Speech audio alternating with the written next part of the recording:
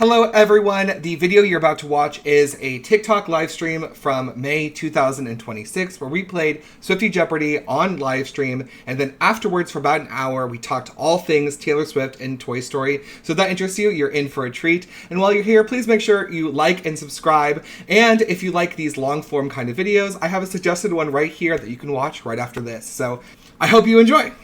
Do any of you guys want to start? No. I'll start. Why not? Jojo will start. So basically, I'll go over the categories, and then we'll read a question that Jon Jon picks, and anyone can buzz in. And if you're the first one to buzz, you can answer. And we just start by going buzz. Yeah. Buzz.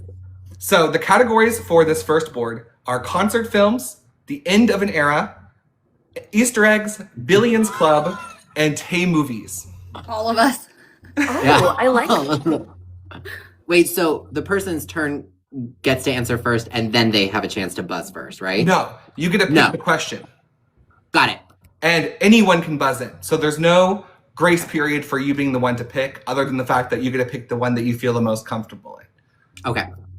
I feel like I just forgot my whole life. Yes. I'm going to get the question, and I'll be like, I don't even know what an Easter egg is. Okay, do you have one that you are drawn to, Jon Jon, for us to begin? Let's start soft with, I will take Easter eggs for 100. Easter eggs for 100. Given the day. Yeah.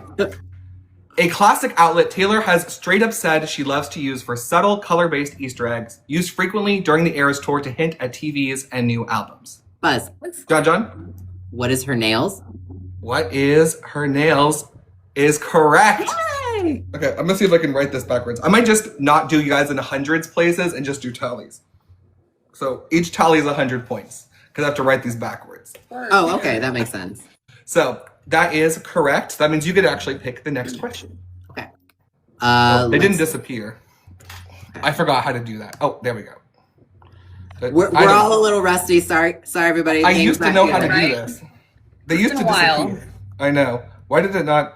There we go. I think I used to have two devices going at once now that I remember. Oh. Here we go. We'll just do it old-fashioned way. Okay. Oh, I'm using a whiteboard. That is true. I'm stealing Jon Jon's whole thing. Hey, I love it. Okay. I'll take the end of an era for 200. End of an era for 200. The name of the Eras Tour choreographer who worked on La La. Buzz. Buzz. Courtney. Mandy Moore. Who is fuck? Who is Mandy Moore? Buzz. I told you. Who is Mandy Moore? That is correct. You caught yourself, so I'll... Good job. And I Did swore you see really my well. brain melt out of my ears when Yes. Nick read that question? I was like, I did. You're like, we all know this Jojo answer. was like, I don't know what a choreographer is. it was like not clocking to me at all. You're like, La La Land? What's that? Huh? Wow. Courtney, that means you get to pick the next one. How about Tay movies for 100? Tay movies for 100. This 2026 movie is heavily rumored to feature a new Taylor Swift song. Buzz! Buzz. Jojo. Toy Story 5. What is Toy Story 5? What is Toy Story 5 Go. is correct. That one was the easy one. 'cause Forget we've it been thinking every about that. time. I changed that question right before we went live. I was like, you know I what? We have to wondered. reference it. Yeah. Okay, Jojo, it's back to you. Oh. You get to pick. Oh, let's do concert films for 100. Concert films for 100.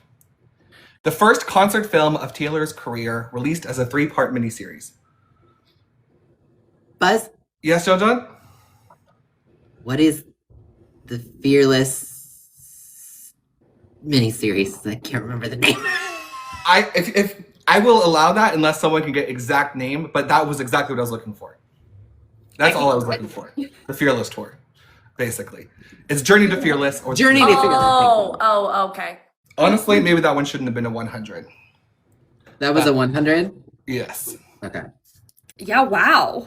The other ones I don't think are harder. Well, I made a video about it like not too long ago, and so it was in my head, and I knew it was a 3-part, and I was like, Fearless something. Right.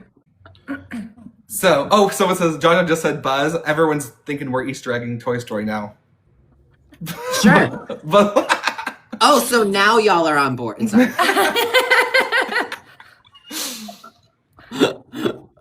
okay. Jon Jon, back to you getting to pick. Let's take. I will do Billions Club for 200. Oh, by the way, I just got a notification. We got a live appealed. We're not restricted anymore. Did you see me go to I was like, what'd she do? I was like, what happened? Everybody, stop to refresh. Yay! Billions Club for 200. Taylor's most streamed song ever. Buzz.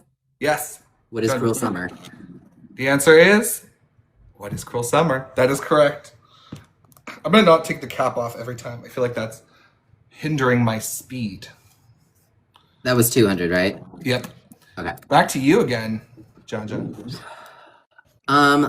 Let's do The End of an Era for 100. End of an Era for 100. This fan-beloved outfit nearly didn't make an appearance on the tour because of it being ill-fitting. Buzz. I heard Jojo first. What is the gold reputation bodysuit? What is the gold reputation bodysuit is exactly correct here. That was the first thing that came to my brain, but I was like, am I wrong? I know, right? Jojo, back to you. Yeah. Let's do Tay Movies for 200. Tay Movies for 200 here. I Don't Want to Live Forever was featured in this film. Buzz. Yes, Jojo. What is 50 Shades of Grey? Okay, I will allow it unless someone can get more specific. Jojo? What is 50 Shades Darker? What is 50 Shades Darker is correct, so I will give you the points there. That was 200? Yep, 200. I feel like a lot of people have like disassociated that song with the movie. Like it's its own thing now. Yeah. Yeah, that's fair. Yeah. Jon Jon, back to you. Let's do Billions for 100. Billions for 100. Trying to kill me, Jon Jon. The only Taylor Swift album without a song with more than 1 billion streams. Buzz. Jon Jon. What is Taylor Swift? What is Taylor Swift is correct. Can we get a brief intermission? When she releases this Taylor's version, that's going to be number 1 on country charts, and I cannot wait for this moment. I agree. And what's sad is everyone's like, oh, what's the closest one? And the closest one is our song, and it's not even that close. It's not even halfway there yet. I know. But it will, when people appreciate it, they will. I know. They'll come I mean, back. if she wanted to do a music video for a Vault song, there's always that option, just saying. Oh. Okay, Jon Jon, you got that one. So Let's do concert films for 300. concert films for 300. The city the 1989 tour was filmed in and the spawn of the now famous fan chant. Buzz. Courtney. Where is Sydney, Australia? Yeah. Where is Sydney is exactly correct. My first thought was London. I was like, Tokyo? And then she buzzed. I was like, But I was like, that's not right. It's Sydney? yeah. Sydney. I feel like Sydney is like the default city now for that chant. Yeah. Yeah. For sure. Courtney. Oh. All right, we'll just do concert films 200. Concert films for 200. The 3-show run used in the original Eras Tour film that was released in theaters. So like where they filmed. Yes, Jon Jon. What is Los Angeles? Los Angeles is correct. What is Los Angeles night 1 through 3? I did not understand the question. I'm so sorry. I feel like it was didn't. worded funny. No, that's okay. At first it was like, where was the Eras Tour like filmed? And I was like, wait a minute, now we have 2 of those. So I had to figure out how to word it specifically. And then Where was probably the first Eras Tour film? Okay, Jon Jon. Okay. Let's be bold. Let's do Easter eggs for 400. Easter eggs for 400. Jumping straight there. In her master's letter in 2025, what did she do that hinted towards a potential new album? Buzz. Ooh, I'm between both of you, but I think I saw Jojo's hand first before anyone said Buzz. So I'm going to go Jojo. What is put 12 eyes in this? Yes, that is exactly what we're going for. I knew you guys would remember that one. That one haunted us for a while. I know. You months. Oh, I'm sorry. It's my turn to pick the. Yes. I'm obviously out of sync. Okay, let's do. Oh, I'm not particularly good at any of these. Let's do End of an Era for 400. End of an Era for 400. The city that the docuseries actually started filming. Buzz. Yes, Courtney. Where is London? Where is London is correct. I feel like you're doing really good with the docuseries questions, Courtney. It's like you're It's like she was in it 3 times. I know. Yeah. We have a star over here. Was it 3 don't times? call me out I like thought it that. was I watched 2. it 5 million times. Wasn't it 3? That's, It was 2. I was gonna say, But oh my still. god, that's the In most. my mind. I I know. was say, my mind blew when I saw you the first time, and then when I saw you the second time, I like fell out of my chair.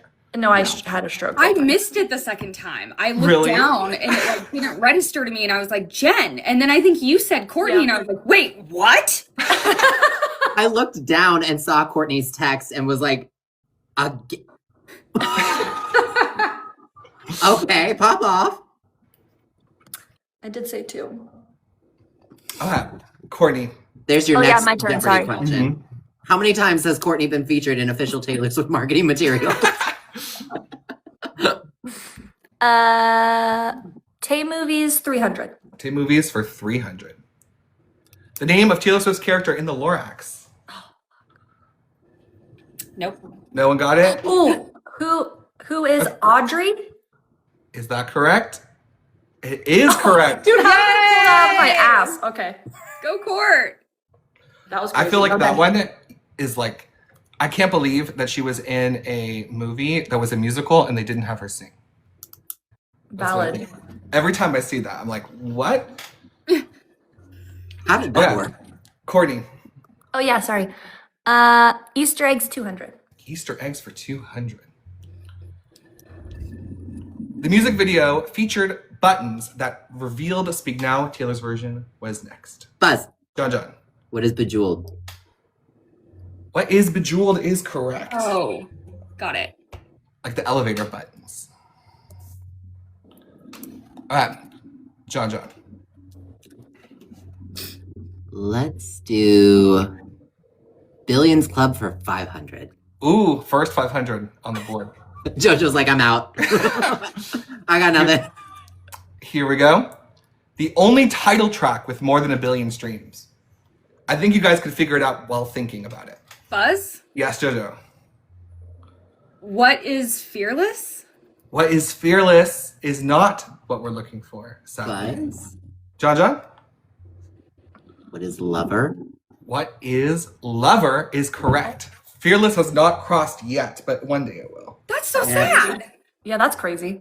Everybody hates Lover until it's popular. Interesting. I know. Lover, the song, What has was it? more than 2 billion, I think. Oh, wow. That's crazy to me. The little album that could.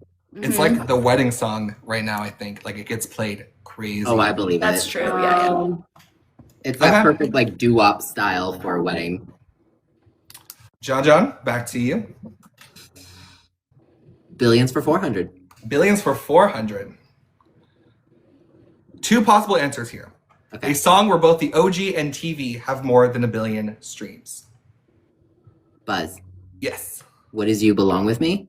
What is You Belong With Me is one of... Oh, yes. No, it's not. No, it's crazy. No. Oh. I'm crazy. I revealed the answer. I thought you were right. I was Think with of something different. you. Okay. Nobody gets a point. I was like, just agreeing with you. I was like, of course it does. That was 400 or 300? I think that was 400. Do you want I think so too. All right. It's Love Story and Wildest Dreams. Love Story was my second guess. I was like, You Belong. You Belong With Me crosses next year. Now that I'm like Okay. thinking about it in my brain, the original is the one I think that has not crossed, or the Taylor. I don't know which one of That them makes hasn't sense. crossed. All right, I'll let you pick again, Jon Jon, though, because Okay. I made the mistake there. No worries. Let's do Billions for 3. Billions for 3 to clear out the category. Taylor's most streamed non-single that gets a holiday-like boost every year. Holiday-like boost, and this is a Billions Club, so a song with more than 1 billion streams. Buzz, Yes, Jon Jon. what is August? What is August? Is correct. Word. Okay, because I was like, I don't think it's Christmas Tree Farm, so I'm not going to buzz. Yeah, I know. That's why I was like, Well, holiday as soon like. as you said it again and said Christmas like, I was like, well, the only thing that we celebrate like Christmas is That makes sense. Back to you. Let's do the end of an era for 500. End of an era for 500. The audiobook that Taylor listened to, I don't know if it was in the finale, but I wrote the finale. I don't know if that's true. But in the docuseries, she listened to an audiobook. Well, I am so grateful Never that looked Courtney into it. knows all about this. So Yes, but now I'm drawing a blank. When I wrote this one, I felt like this was the hardest question of the whole game.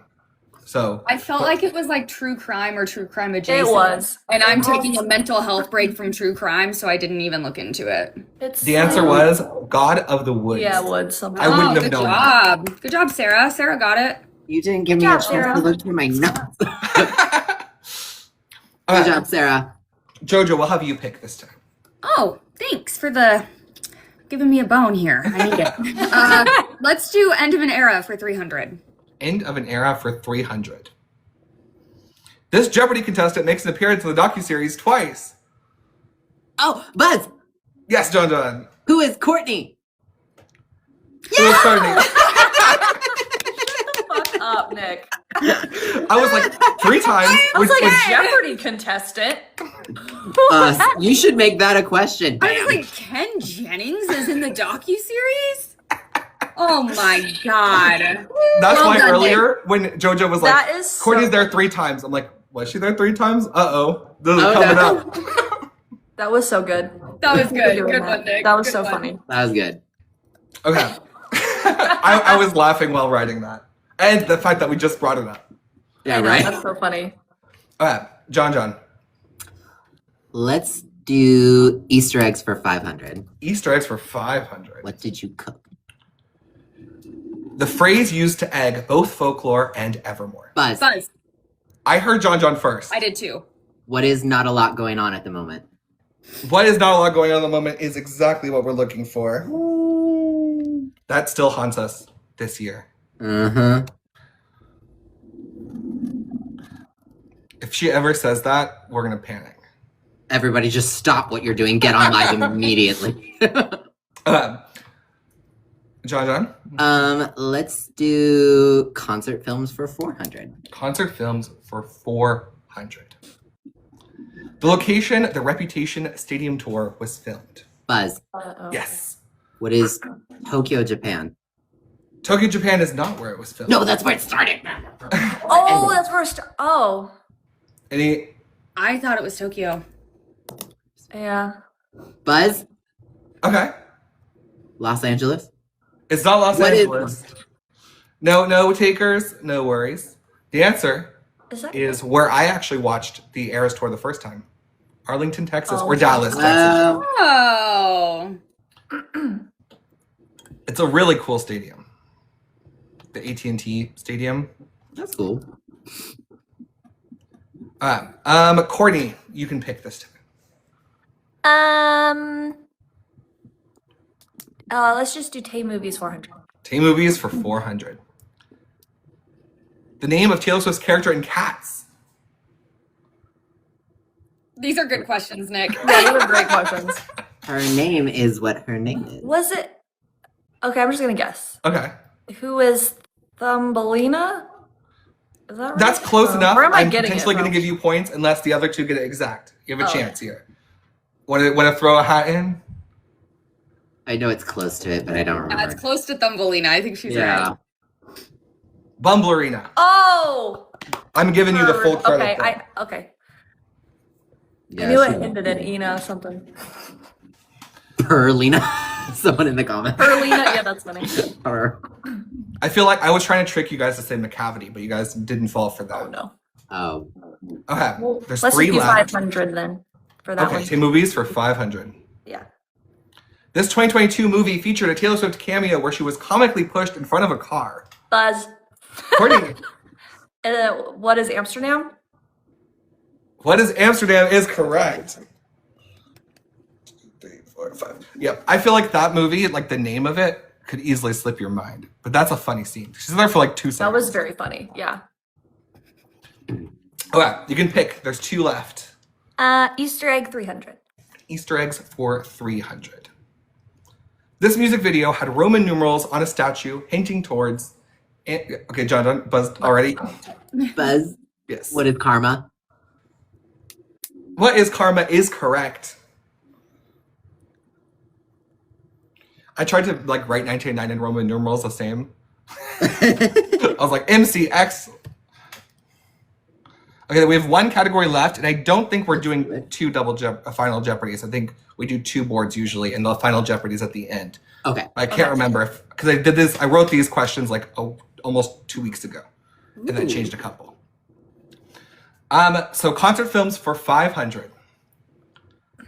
This special guest was present at the filming of the original era's film, but was cut from all versions of the film, including the extended version. Yes, Jojo.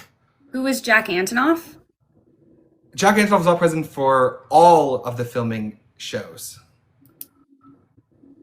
All, yes, Jon Jon. On stage every night. It's a hard one. Is that You can try Jon Jon. You buzzed in, or do you not want to go? Who is Courtney. Jan Malone? Okay, Courtney. I was gonna say it's either no. You Is it were Haim? saying it. What is it? Is it Haim sisters or Gracie or I don't know. Haim. They were. Oh, okay. She had replaced Tis the Damn Season Right, already, and Tis the Damn Season did not come back during LA, and that's why they cut it completely. And sadly, that does mean there's never been an HQ recording of Tis the Damn Season. So likely we will never get that because they were doing No Body No Crime all three filming nights. And it was awesome. It was. Yes, awesome. it was. I didn't get to see that. I know you guys did. I saw it on the live Night. stream. Great. Okay, I'm gonna peek at this final Jeopardy and see if I did two of them. I did. Okay, fun. So you can have a moment here if you want to catch up. It's a good spot at the halfway mark of the game. I know it says final Jeopardy, but it's our halfway Jeopardy. Halfway Jeopardy. So your points you can wager. The theme is gonna be concert films. Jojo has 6 points to wager. Gonna wager all 6, I think. You're gonna wager all 6. Smart. Because you can double up. Jon Jon, I think you're in the lead right now. You're 5, 10, 15, 20, 25, 30 points. How many would you like to wager? It's harder than a lot of these questions, but it's about equal to a 500 question. And you can all three get it. It's not a buzzing one. You know, you write it down or prove that I you like winning 10. 10, okay. And Courtney, you have 5, 10, 15, Write 21. it down, like on this thing. Oh, that's perfect if you have something to write it down on. I'll do 8. 8. Okay. We have a range of things here. Can I So, have a minute, really quick. of course. Oh. But yeah, just the topic here is concert films. And so if you get it right, you get that many points that you just wagered. And if you get it wrong, you lose them. Just to explain to the audience in case some people don't know Jeopardy, although I think most people do. Okay. You guys all have something to write with? I saw Jojo did. Jon Jon. Okay, perfect. You ready? Sorry. Yes. And then you guys can take your time to answer. Think about it. It's a thinker. That's why we picked it here. The only rotatable outfit that was featured in both Eras Tour films more than a year apart. If you have questions about the wording, please ask. By rotatable, I mean not like the red bodysuit that was the same the entire time. So rotatable doesn't mean like she could wear it front and No. backward. Okay. I meant like an outfit that It had actually options switches. the whole Yes. time. Oh. And it's the only one that was the same in both filmings. So if you watch the original film or what do they call it? Eras Tour, the final show. The final show. And this is what Taylor's wearing. So I'm not looking for a dancer or anything. It's Taylor's outfit. It's something we would guess in Mastermind. So if you go through all of them in your brain, one of them was the same, which surprised me. That Same one was as the in same. like the options were the same? No, it was Or- the same outfit. Like if you watch either version of the movie, it's her in the same outfit. So it's not like a different vibe. Oh, so the clips that they chose for the films, regardless of which one, that's going to be the same outfit you Yes. physically see on camera. Okay. I was like worried about the phrasing. That's why I wanted to do this time where we talk it over. Wait, I don't think I get it. I get it. So, Wait, Jon Jon, you Courtney- say what you just said again. Okay, so what Nick is saying is that they're looking for the outfit that was basically able to be changed, like had the same options across both films. That didn't change. We know every era had different outfits, but one specific outfit did not change in the films. And it has to be something we were guessing, like in Mastermind. I'm not looking for the red bodysuit or the red all too well jacket. Okay, so something we had to guess. Yes. For example, I will give you one that's not it. If she wore the pink leather bodysuit both times, that's what I would be talking about, because it's something that could be rotated, but it was the same. Okay. So not like the lavender haze jacket because you couldn't vote for that. Exactly. Okay. Mm-hmm.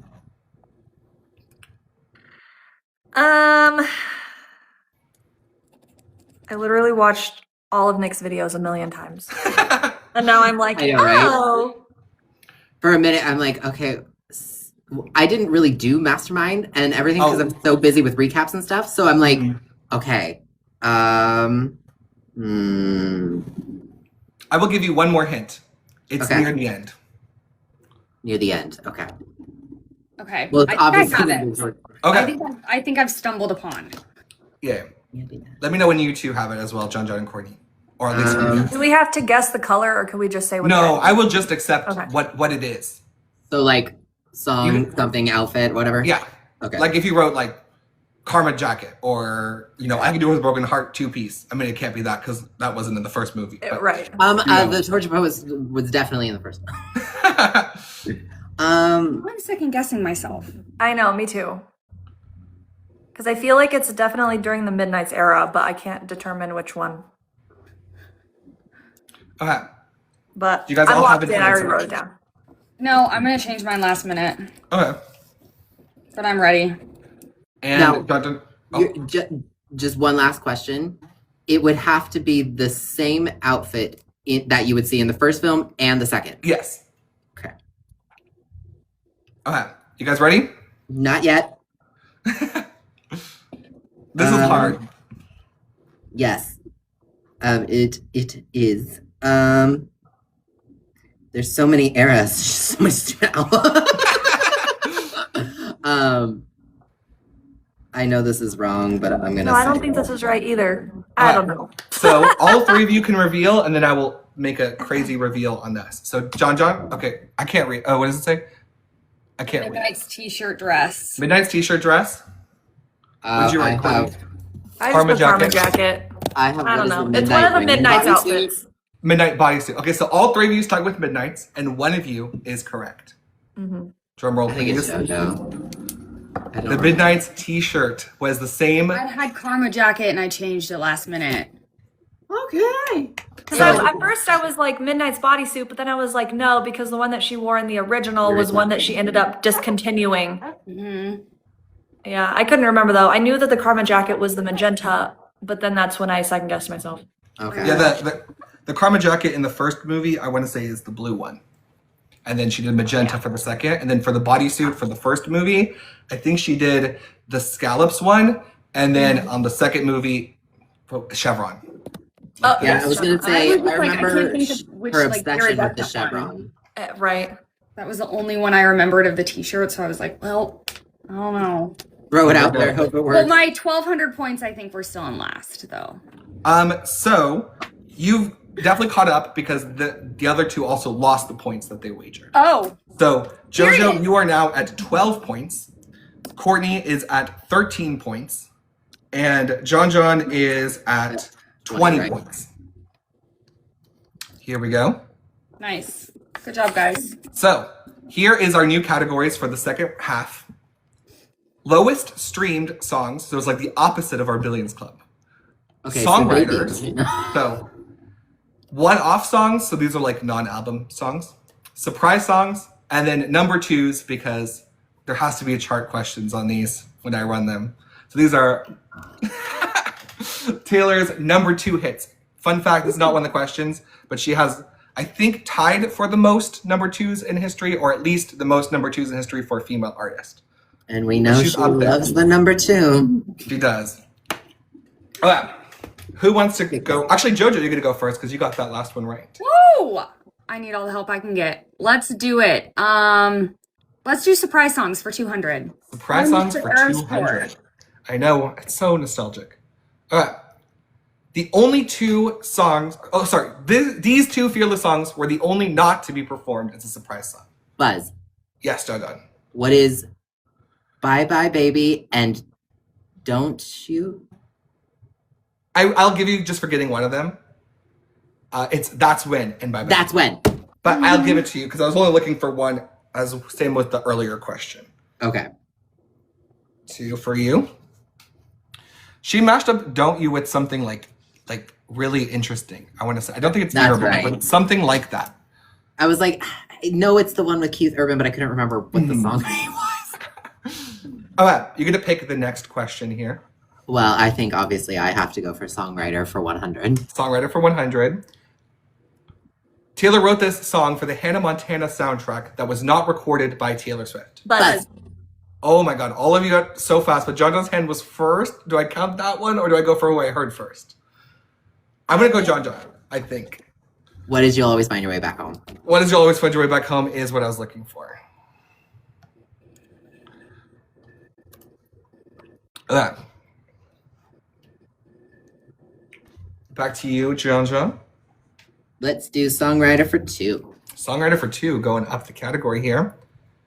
This song was secretly written by Taylor Swift under a pseudonym. Oh my god. Fuck.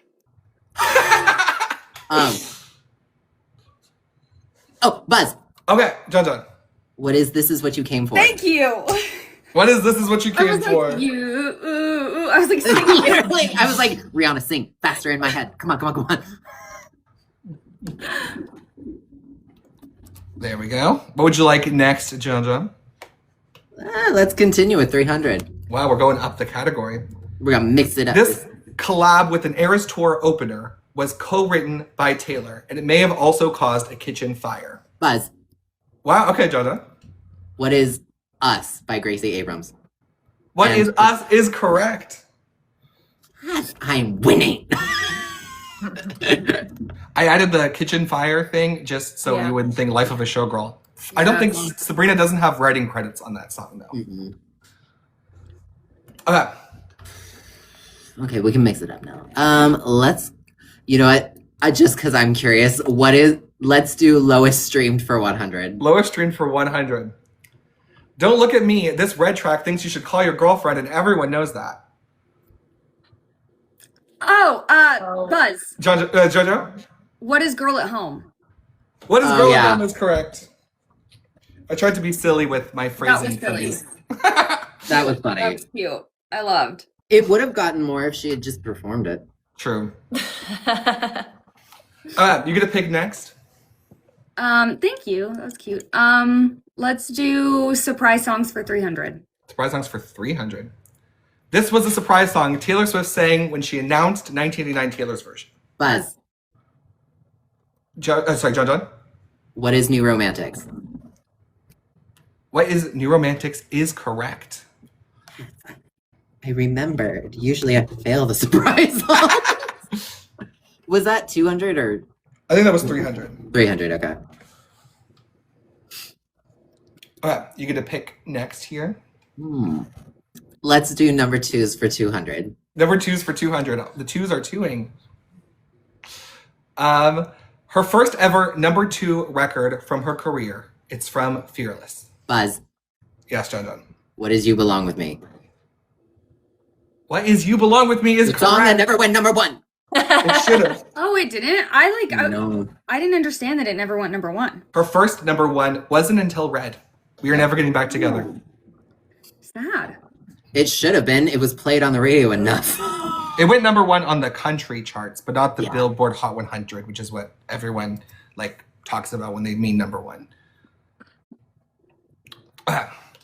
Jojo? Let's do One Out Song for 100. What? I said number 1 in my house. Yeah, same. One off song for 100. Taylor grew up at this location that inspired this Jingle Bell-filled song. Buzz. Jojo. What is Christmas Tree Farm? What is Christmas Tree Farm is correct.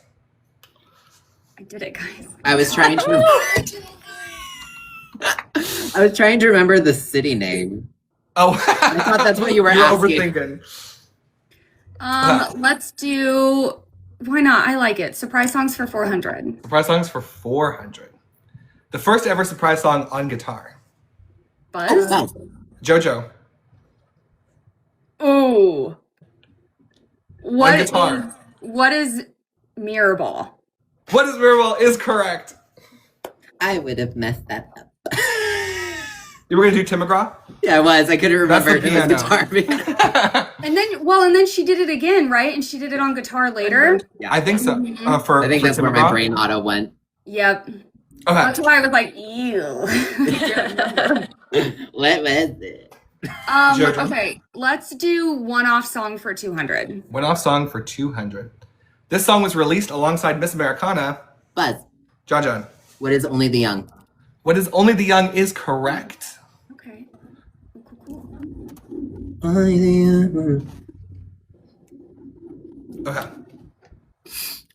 Let's do surprise songs for 500. We'll Surprise the songs one for later. 500. The first non-Taylor Swift song that was sang as a surprise song on the Eras Tour.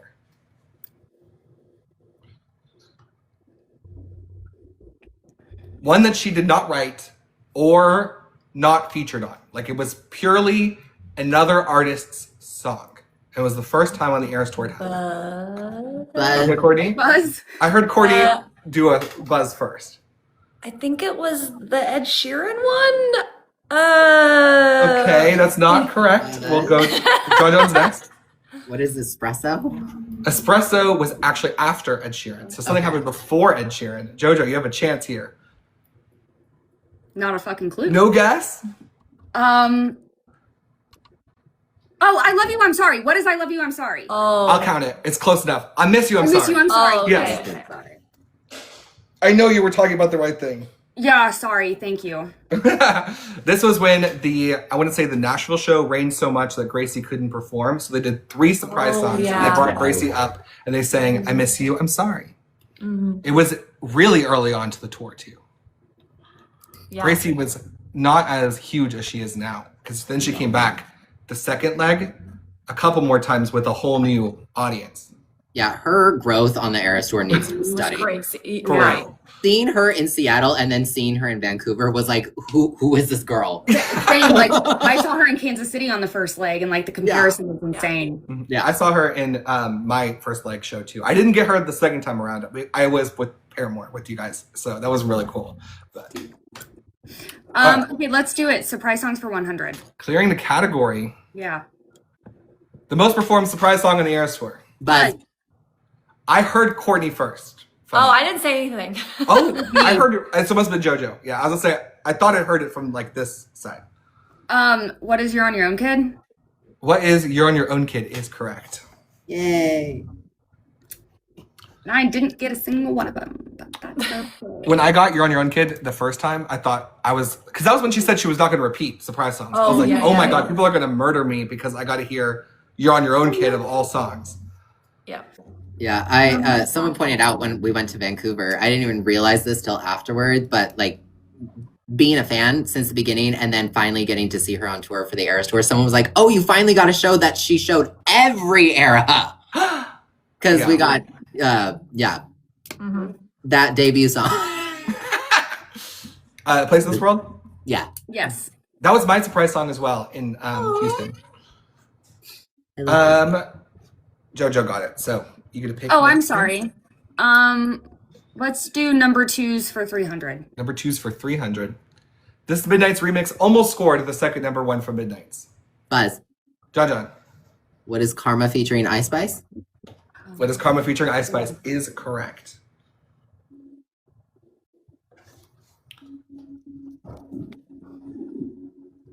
It's funny to imagine that a world where that went number 1. I mean, it would have It been was cool. close. It would have been so cool. I think it would have been Ice Spice's first. I think so too. Jon Jon, you get a pick here. Let's go for number 2s at 500. Number 2's for 500, jumping all the way up. Yeah, why not? Also blocked by Old Town Road, this song narrowly missed the #1 mark. So it was the second time one of Taylor's songs was blocked by your Old Town Road to go #1. It's the second time it happened, not the first. Yes. So, What is You Need to Calm Down? what is You Need to Calm Down? Yeah, that was good. I was like, what year? I was trying to work backwards. Good job. It's Dang. crazy that blocked multiple of Taylor's songs. That song was insane. All right, Jojo. Let's do lowest streamed for 400. Lowest streamed for 400. Church bells, sidewalks, 20 questions, and video games. Oh, Buzz. Yes, Jojo. What is It's Nice to Have a Friend? What is It's Nice to Have a Friend is correct. I love that song. Me too. Not clicking to me. No. It's like church bells ring, carry me home, sidewalk chalk covered in snow, 20 questions, tell the truth. Right. What it's the start of each stanza. Got it. Can you tell that I don't listen to that song? No, I don't either, obviously. Those of us who do listen to it. It's the same kind of play that I did with the Don't Look at Her, this song Got a Girl at Home, you know? Got it. Good job, Nick. Okay, well, with that in mind, let's do lowest streamed for 300. Lowest stream for 300. Reputation, this song is an illusionist playing tricks, but honestly, who's counting? Buzz. Courtney Buzz? was first. Is it So It Goes? Oh, what is So It Goes? Yes. What is So It Goes? It's the counting that always gets it. Okay, Courtney, you get to pick next. Hold on, I can't see. Hold I know, sorry. on. I don't know. Let's do the 400 one for songwriter. 400 for songwriter. This songwriting pseudonym Taylor Swift has used to secretly write a song. We talked about earlier. Jon Jon buzzed first. What is Niles Snowberg or whatever? I can't remember how she wants to say it. Neil Snowberg. Yeah. I don't know how to say it either. That's why I just showed the answer. It's like Niles Sjorberg? Robert. Yeah, I can't Snowberg? remember the actual pronunciation of it. Me neither. Here we go. You get to pick Jon Jon. Songwriter for 500. Songwriter for 500, clearing the category. She co-wrote Beautiful Ghosts with this Broadway legend. Oh. No idea. Nope. Okay, no one gets it? It's I okay. can't remember, but I do know. This is gonna Andrew Lloyd Webber. Andrew Lloyd Webber. Great. Good for her. I love that. I'm not a Cats person. Never heard of that person, but okay. Revealing myself here. He's exposed. He's done other musicals too besides Cats, but that's why he got to write with Taylor. Recognize his name. Okay. Yeah, I love that so much. Okay. Let's go. I think Jojo, you can pick this one. Oh, thanks. Let's do. I'm bad at this category, so whatever. One-off song for 300. Songs for 300. This song was released alongside Where the Crawdads Sing. Buzz. Jojo, What is Carolina? what is Carolina? That one deserved the damn Oscar. I know. That was a I love beautiful, it. It did. haunting song. Mm-hmm. And also, her voice on that track just. So good. Yes, so The good. lower, love it. Mhm. One off for 400. Went off for 400. This movie soundtrack was the first collaboration between Taylor Swift and Jack Antonoff. Buzz, Yes, Jon Jon. what is sweeter than fiction? What is Sweeter Than Fiction is correct.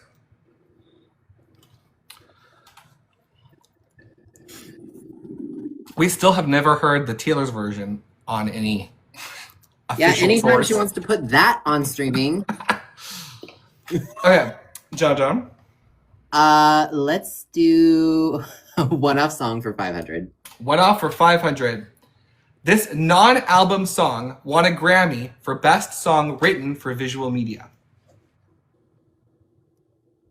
It was for a movie soundtrack. Buzz, Yes, Jojo. what is Safe and Sound?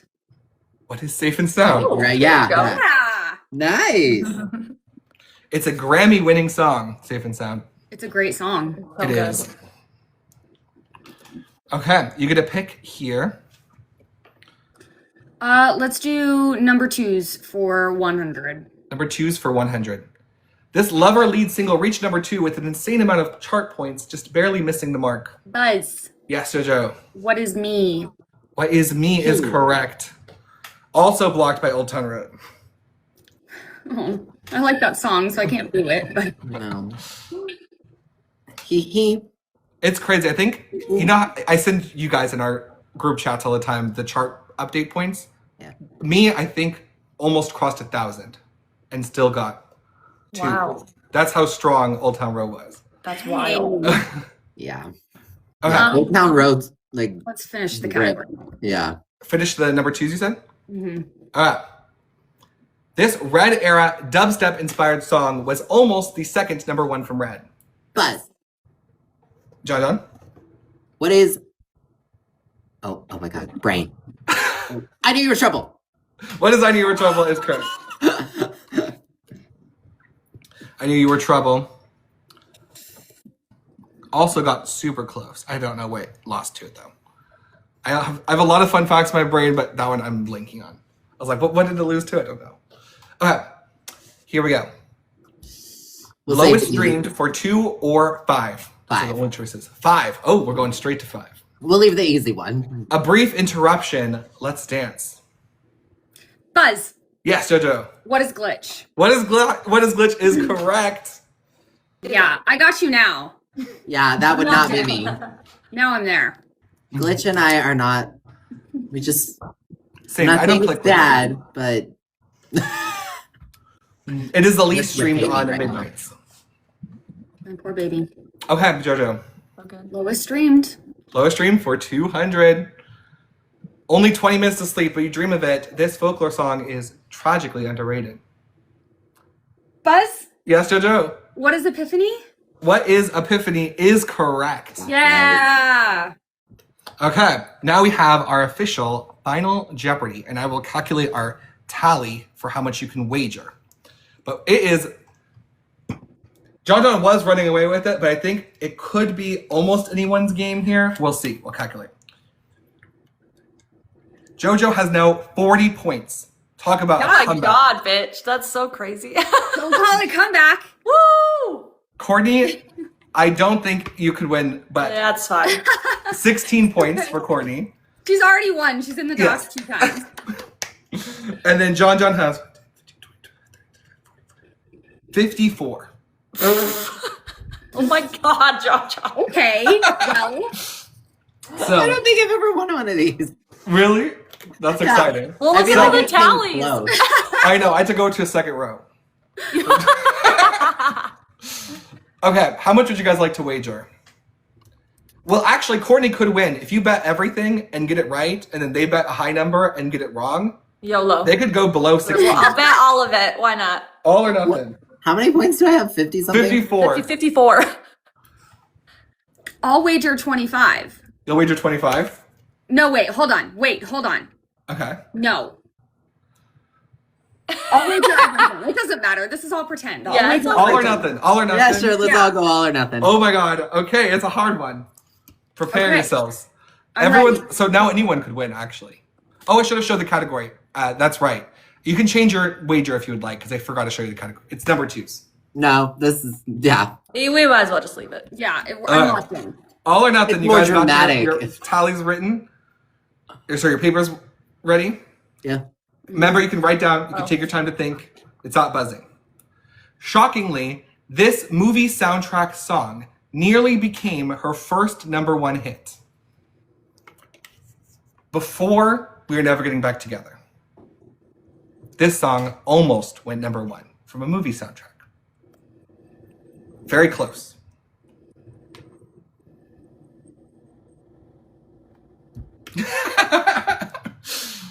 You can write down your answers. Jon Jon looks very confident.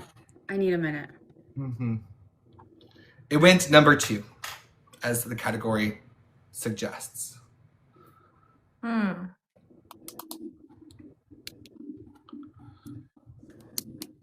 I'm not reading the comments. Don't worry, don't read them. No, I'm not looking.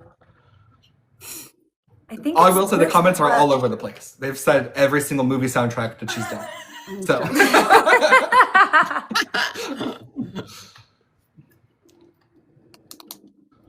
I don't know. I'm guessing. Okay, no worries. I feel like my timeline for everything is so jacked up in my head. Yeah. When it comes to movies. Do you have your answer written, Jon Jon? What? Do Do I you have have yours ready? written? Yes. Jojo, yours are written? Yep. Okay, and then Courtney, Yeah. have you written yours? Okay.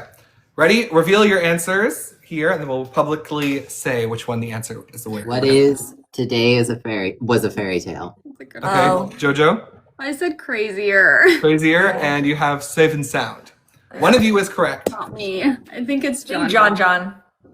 What is today was a fairy tale? It is crazy to imagine there's a world where that was her first number one. Yeah. What movie I was that remember for? specifically when it happened. It was for Valentine's Day. Mhm. Oh, right. And I remember Oh, that because was- yeah, there was like a whole thing when the movie came out because Crazier was like it wasn't the main like single from the Hannah Montana film, so it didn't get like the Mhm. boost back then. But Mhm. Today Was a Fairy Tale was, and it was highly marketed that she was in it, so it got a huge push, and it was on top of Fearless, so like it Right. came very very close. So, with 106 points, actually 108 points, I did my math wrong. Jon Jon is our winner. Round of applause Period. for Jon Jon. Period. That's so cool.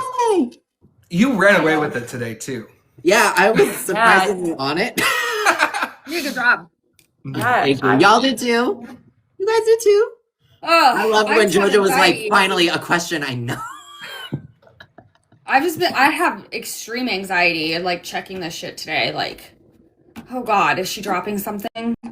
I know, right? Like what? I have to keep like calming my nerves. Every time, like on the hour, like that's when I'm like, oh my god. Like right now it's 2:55. Oh, by the way, I feel like I nailed the timing on the text I told y'all. 50 Yeah, you did. minutes. Oh, like, yeah, you did. I was like, we'll be there right at the end in case a countdown happens at 3 or something. Yeah, you really did. Yeah, that was pretty good.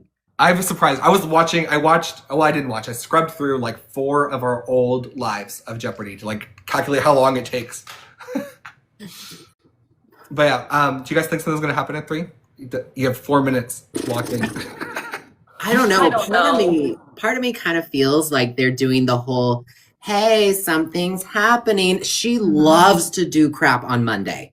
She does. She loves loves to it. do things. She does not always love to do her marketing and announcements on a weekend unless it has something to do with her stuff. That I'm like, at this point, it feels like they're like, hey, hey, hey. And then she can be like, so. Yeah. Yeah. Well, And honestly, if it's for the 5th, like, you know, Monday's the perfect time to do it. It builds hype. Like I see the vision. I do think she could go out tonight though, That'd be cute. or post about it being the anniversary of the announcement of the Masters, which I'm surprised she hasn't done yet. I'm not. I honestly, as soon as Taylor Nation handles one of those anniversaries, I'm like, oh, okay, so she's busy. Mhm. Yeah, but that's like a big anniversary, right? Mhm. It is, but like, I think it's one of those anniversaries that's, I don't want to say is bigger to us, but like her actual getting them back that day where she like cried in Travis's arm is probably a couple days prior, you know what I mean? So like that may be more significant to her personally. But like, I don't know. And also, like, she kind of has this habit lately of when we think an anniversary is important, she's like, nope. Well, I'm gonna hot take here.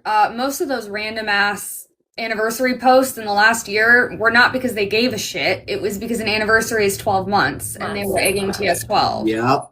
So like we got conditioned to like, oh, it's the anniversary of XYZ when like ultimately they're usually giving us August anniversaries or like Fearless TV, here's a cardigan. Yeah. But yeah, Yeah. I have another question since we have 2 minutes left. Countdown, yes or no? Is it coming back? That's what the audience was asking us. I want it to, but I don't know if it will. What about you two? I don't know. I'm kind of conflicted because I feel like it caused so much like hype a month ago that like, I mean, she could do it again. I just feel like the last month, all of it was so hyped anyway, and we just kept talking about it. Yeah. So really, we don't need one. Yeah, that's But- sort of my thing too, is like, I kind of feel like I would totally take one because it would let me plan my day better.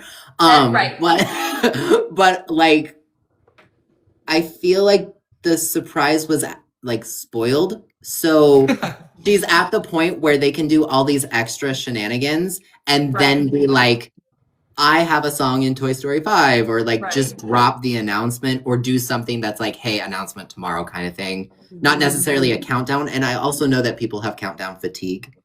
So I'm like, I'm on the fence. If it happens, great. I'm not, you know, whatever, not going to complain. It would certainly make my day easier, but I don't know. Also, like, I feel like it was supposed to either launch when the billboards launched or it launched at the exact right time. Because like had the countdown never existed and we just saw the billboards, all of us would be like, there's no guarantee that's about Taylor. What leaked that was the cloud countdown. And so like it was either supposed to launch in conjunction with those damn billboards or it was perfectly timed the way it was. I feel like I wouldn't go so far as I would say it's perfectly timed, but I do think I agree with you on the maybe something was supposed to, like, I think something went wrong because they took it down immediately.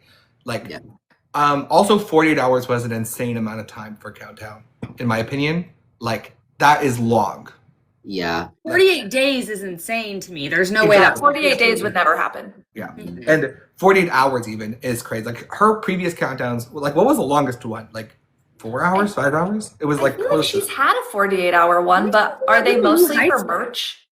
Yeah. I thought the longest one that was like 48 hours was not actually a countdown. It was the progress. Right. That one lasted progress. Because I know she's done like 48 hours or 72 hours like for when merch had come out before taking it down. But I think that's different. Yeah, I feel like the 48-hour countdown specifically, just like in general, is odd. Yeah. For like a 24-hour countdown is still a little odd, but I could see her shortening it to like a 5-hour countdown. You know what I mean? That's cute. You know, if they do a countdown, I could see something like that happening. Unless, like, if she, on the off chance, maybe she voices a character or something in the film. You know, if the 48 hours has something to do with the story, that will make sense when we watch the film. Okay, I get that. But in general, you don't see countdowns like that unless you're like releasing something major. So here's my next thought. I know we're all kind of scattered all over it. I'm firmly in the new song camp. She might also do it. I'm not against the character. I think those could go hand in hand where she does like a cameo role and a song. But I think the fervor we've gotten hints new. Like, this is not like what she did before with, like, you know, she had Opalite and Breadwinner earlier this year, or she had, you know, the Wildest Dreams and the Horse movie. Like, it's not giving that. No, to me, this definitely feels like she has a new song, or, you know, maybe multiple songs on the OST, and it's going to be the main promoted single for the film, and they chose to do it roughly around the time of her Songwriting Hall of Fame, her songwriting interview. Like, that's just marketing peaks and valleys for an artist, and so the timing here totally checks out. For something new, and it feels, I don't think that she would use Toy Story to egg like debut TV, for example. It could be a backwards convenient Easter egg where we'd be like, oh, there's a vault song that says the word clouds in it, or, you know, whatever. But I think this is for the film. I'm with you on that.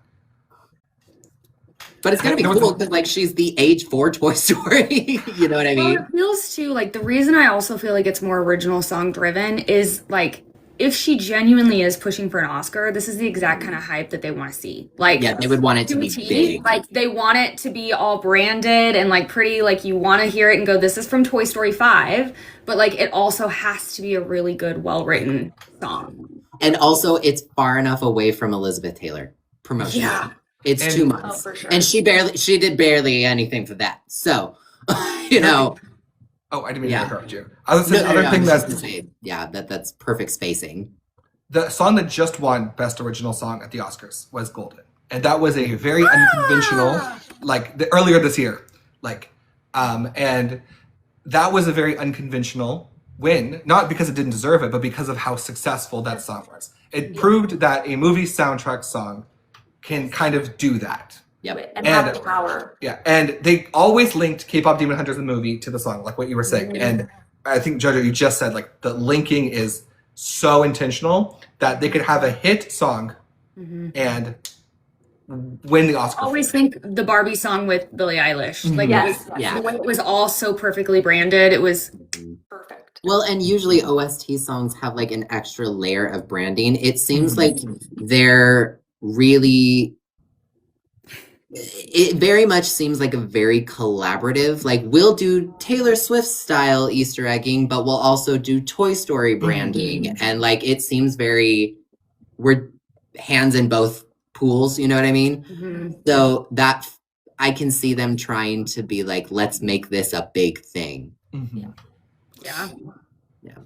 Yeah.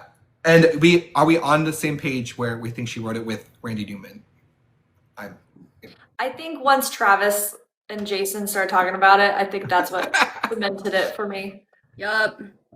I can see both. I can see her doing something that's like still poppy, but like she always does some sort of twinge of country that like her working with Randy Newman would just be another legend that she's collaborated with. So like And like maybe you guys might know like for sure better, but if I'm right, what I looked up is that if it's up for Best Original Song at the Oscars, it cannot be on an album. So like it can't be a debut vault track or something like that. It has to be like I Don't Want to Live Forever, Carolina, like it has to kind of stand on its own, right? Yep. That's the same way I understand it exactly. And the only thing that gave me hang up on it is the fact that she added some songs to the TVs, but as far as I'm aware, that's the rule. So I don't know how she got away with that, except maybe they weren't nominated for an Oscar. I think it was like so long had passed that she was able to retroactively add it anyways. Yeah, I can see that. Yeah, I would imagine in the contracts that there's like a time period maybe ownership clause that would be very, very normal. I mean, kind of like My Heart Will Go On for Celine Dion. Like it was for the film, but it ended up being, you know, her album, her single. Like there was the collaborative thing that ended up going on, and now it's become her signature hit. So I would imagine that there's some sort of like backwards clause. Yeah, but the Jojo, what you've been saying has been on my mind the whole week. But I didn't want, because I don't know as much about the Oscars as I know about like Grammys and music stuff. So I feel like I'm out of my lane if I try to talk about that too much. But I was like, I'm pretty sure there's a lot of Oscar rules. Like it's strict. Yeah. Okay, so I'm on the rules for the Oscars. Original song consists of words and music. Both have to be original and written specifically for the motion picture. There must be a clearly audible, intelligible, substantive rendition of both lyric and melody used in the body of the motion picture or as the first music cue in the end credits. I think, when was that posted? I think in 2026, they just removed the first credit song eligibility. I could have fallen for fake news. Academy of Motion Pictures Arts, 4 pages. It's a PDF. When was this posted? I have no idea. What you just said is the rules I understood until someone made another video about it, and then they said that it was removed. So I was curious if you had the more updated one, because I think you're fully right, what you're on right now. That's how I've understood it forever. I don't know. Let me see. It doesn't say what year these were updated. According to what I'm seeing, it looks like there's a push to make end credit songs ineligible, but that hasn't been enacted. Okay. Ooh, okay. Is what I'm seeing. Yeah, like there's this whole campaign to make it ineligible as of like even March. People are still talking about it, but okay. So I have more eligibility info if you guys want to hear it. Yes. Yeah, absolutely. The work has to be the result of a creative interaction between the filmmaker and the composer and or songwriters. So it can't be something Taylor just wrote that she decided to like slap in. It has to be collaborative. Okay. Which I think all Toy Story songs have like the original ones. I think they all have Randy Newman a part of them, Mhm. right? Because I know Chris Stapleton's did. Yeah. Sarah McLaughlin's did. He at least, so he didn't sing all of them, but he wrote all Well, of them. I that's actually what I don't mean, think he even co-wrote any of them. I think this would be his first time co-writing one for the Toy Story movie. Even Sarah McLaughlin's, I don't have Sarah's last name. Sarah What? McLaughlin. I thought McLaughlin? they were McLaughlin. Yeah. She helped produce it, but she did not write it. He wrote it. right. Oh, I see what you're saying. Okay. It must be 80% newly composed music in cases that are franchises and sequels, cannot contain any pre-existing themes borrowed from previous scores. So she can't remake or redo You've Got a Friend in Me. It has to be brand new. Yeah. Okay. And then, from my understanding, is that Toy Story has won twice. So they have a 50% win rate, which is really good for our girl. Yeah. What was the second one? I think they won for Toy Story 4, the Chris Stapleton one, but only Randy Newman gets the Oscar because you get the Oscar for writing / composing. You don't get the Oscar for performing it. Yep. Because I saw in my little picture, you know how we have our little picture for our graphics? I used the picture of Randy winning for Toy Story 4 to be like, this is why she would like Oscar. Yeah, because I mean, I would imagine it's collaborative in some way anyway, because it's for a film. Yeah. So, yeah. And I'm just gonna again put this out there that if it is more country style, it is a great segue into debut TV. I'm just putting that out there. Yeah, I agree with that. Okay, I'm pulling up Toy Story's history at the Oscars, if you're curious. So they nominated for Toy Story 1 for You Got a Friend in Me. Only Randy Newman is on the name, but he did not win for You Got a Friend in Me. Shocking. Right. Toy Story 2, Randy Newman, only one on the list nominated again for Best Original Song for When She Loved Me. Didn't win. Right. Deserved though. I know. Yep. Toy Story 3, We Belong Together, music I and know lyrics that. by Randy Newman. That one won. Yep, that one was one I was And right. then, so they've only won once. One, yeah. Yeah, because I must use the picture from Toy Story 3, not 4. Oh, so this would be number 2. 2. So they have a 25% win rate. I have to take back my thing. Did you here. guys see that Disney Style commented on the Pixar What'd they say? video? They just put, "We are ready for it." So we could see like a Toy Story Taylor style collab, maybe? Like That'd be merch. cute. Oh, please. I know whatever character Taylor, if she is going to do a character, like obviously that's not confirmed, but if she does a little one-off cameo, it's going to sell like hotcakes, whatever the little plushie is. Did you guys also connect yet that Shake It Off is a track 6? So 6-5. Oh, that's fun. Yeah. Because Shake It Off, track 6 on album 5. Yes. Love it. Mhm. Okay, guys, I love y'all, but I have to go. You're good. Good to see Sorry. you. Oh yeah, go hang out with your.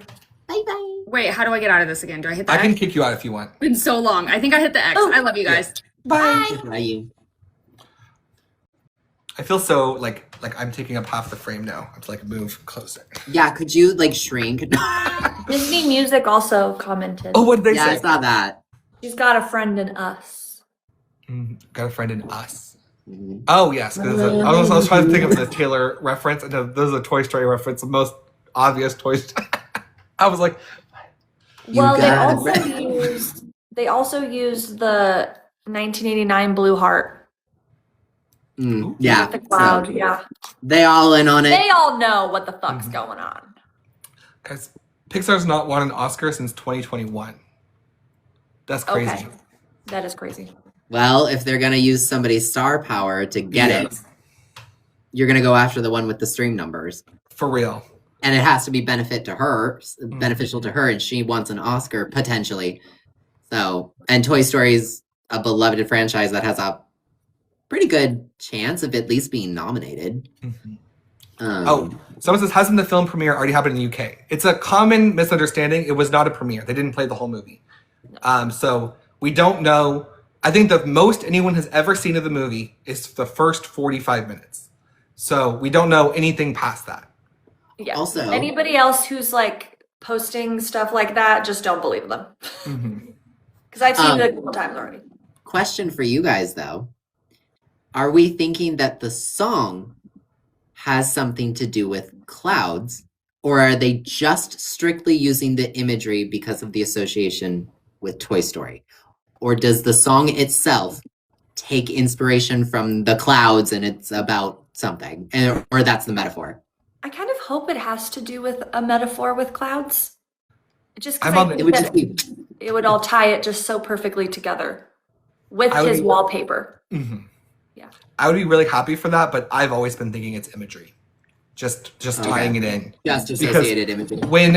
Forever, so I'm a huge Disney nerd. I don't post about it on my page a lot, but fun fact for people in the audience, I used to live in Orlando. So I had an annual pass. I was there all the time.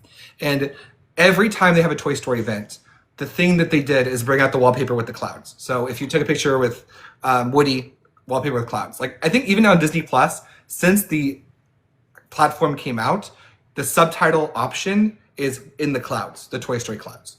So it's like the imagery. However, that being said, it's so iconic that it'd be so cool if Taylor referenced it in the song. Right. It would be. Yeah. Like, and also like her style of writing, it would be easy to also, if it's going to be an OST, like it would be easy to reference something in the film or something that people who haven't seen the film would still naturally get, and maybe they get something more after they've seen the film lyrically. I could see her very easily doing something like that. Oh, someone asked what's the OST. I actually know, but I'll let you explain it because you're the one who just said it. OST means original soundtrack. And people shortened it over time to just OST, but technically it is called original soundtrack recording or original soundtrack song. So that's what OST means. So when we use OST, we're referring to a song made specifically for a major motion picture or a motion picture.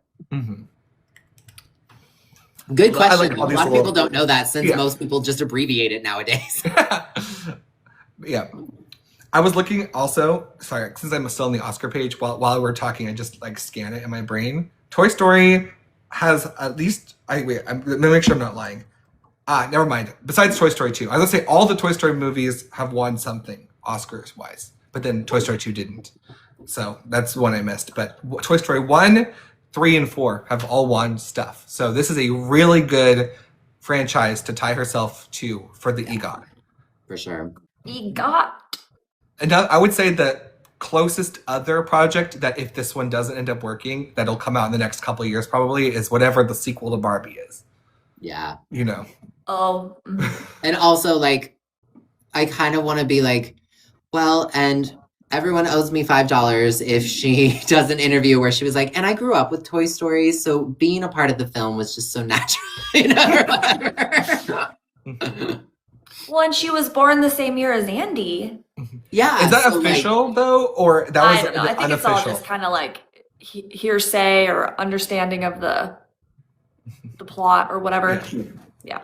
I'm saying that the announcement will come when I go on vacation or get in the car. Hey, she actually let me eat breakfast today before things started happening. And I was ready. No. I was like, okay. Not I'm gonna- Monday, Jon Jon. Not fucking Yeah. Monday. Monday, I gotta be up at 3 a.m. Right. I think she will. Sorry, someone asked I think she will say that can't spell Toy Story without TS. Oh, for sure. Oh, for sure. You're on that? Oh, yeah. Oh. The joke will be there. Yes. Another cool question. What's her EGOT status? She has 2, halfway. She is Emmy, Grammy, Egg. And You can do Oscar, Tony. So can she get a Tony? So like, say this all happens. Can she get a Tony for this? No, Tonys are only for Broadway. Oh, Broadway. It's the hardest one by far. It's why most people who are EGOTed started on Broadway because they started with the Tony. with the Tony. And then they moved to movies and a Grammy.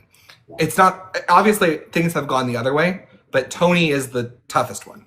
Yeah. Right. But you can get one. I think there's a category that allows even jukebox musicals. I think that's how Max Smart, does he have a Tony? I think he was nominated for a Tony, didn't win. Yeah, I think something like that. Something like that. Because he has Anne Juliet, which I've actually watched. It's really fun, which is all Max Martin songs.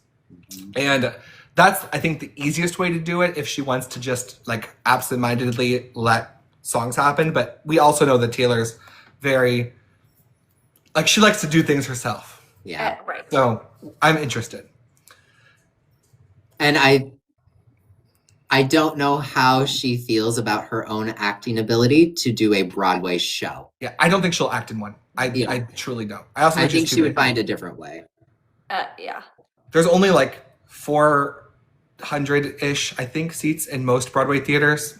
And imagine if Taylor was on stage. Like, oh my God. Yeah, it would be very, like, let's be honest, it would be dangerous. Yeah. And imagine the, like, ticket selling platform. She would fully fund Broadway for the next.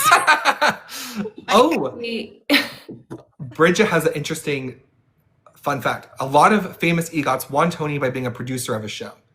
That might be the category I meant with Max Martin. I wonder if that's what it is, because he didn't write those songs for the Tony, but he did help make & Juliet.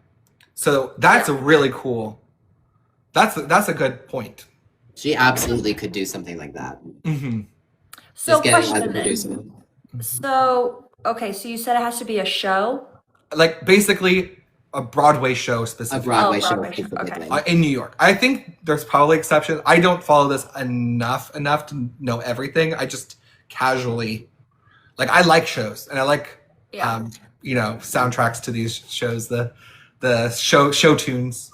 The show tune. Glee, where you at? Oh, for real. Literally. We need that Glee boot. I know. They only did I feel like that show, and specifically, not to go on a tangent, but like I do feel like that show worked in that time period. It was so perfect. Very specifically. I agree. It would be hard to do the same magic now. Yeah. It would be hard. It would have it would be okay. Not to go into a full Glee talk. My thing I've talked about before, to make a Glee boot happen, there's one character that has to come back. I know. No, I think it's Sue Sylvester.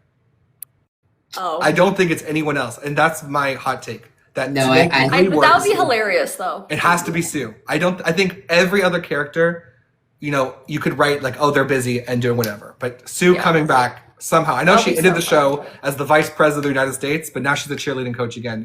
She got impeached or something. Yeah, literally. And that is some quick offhand comment that would explain her entire backstory. Yes. Right. That's my hot take. I think if they can get Sue and make her just as crazy as she was before. Yeah. Oh, yeah.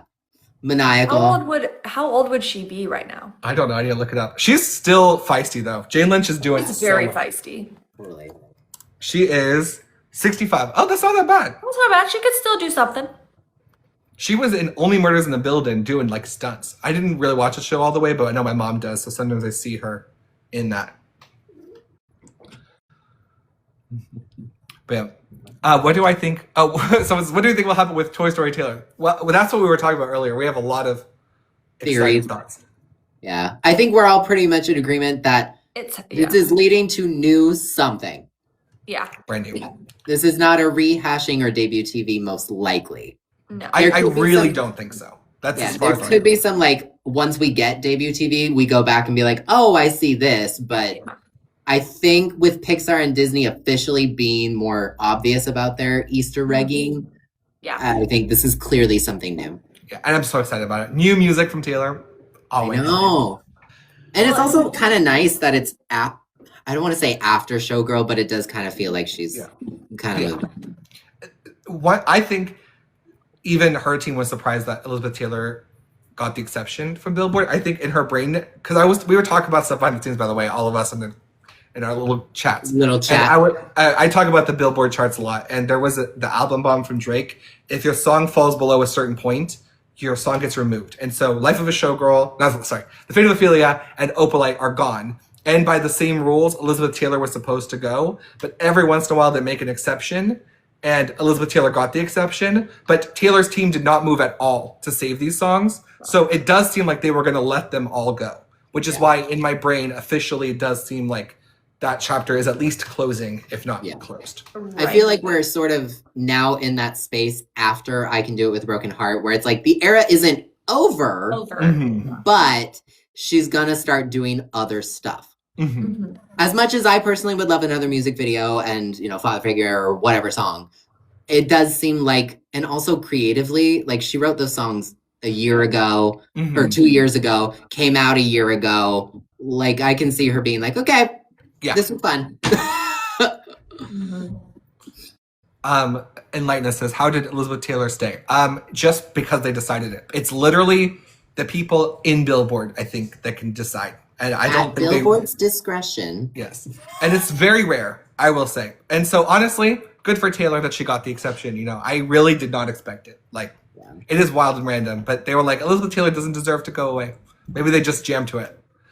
They're like, this is no, we like this song. I actually think as well, it's because Opalite and the Fedophilia were number one. And this rule tries to clear out songs that are like cluttering the charts, like not the ones that stay at one. Like they don't care, but there's stuff that stay around like 9 through like 15 that prevent new songs from coming in. And those songs almost never get the exception. And that's where Opalite and the Fate of Ophelia have been living for a while. And Elizabeth Taylor was like 30 something when it fell. And being 30s is fine. Like they're happy to keep you there.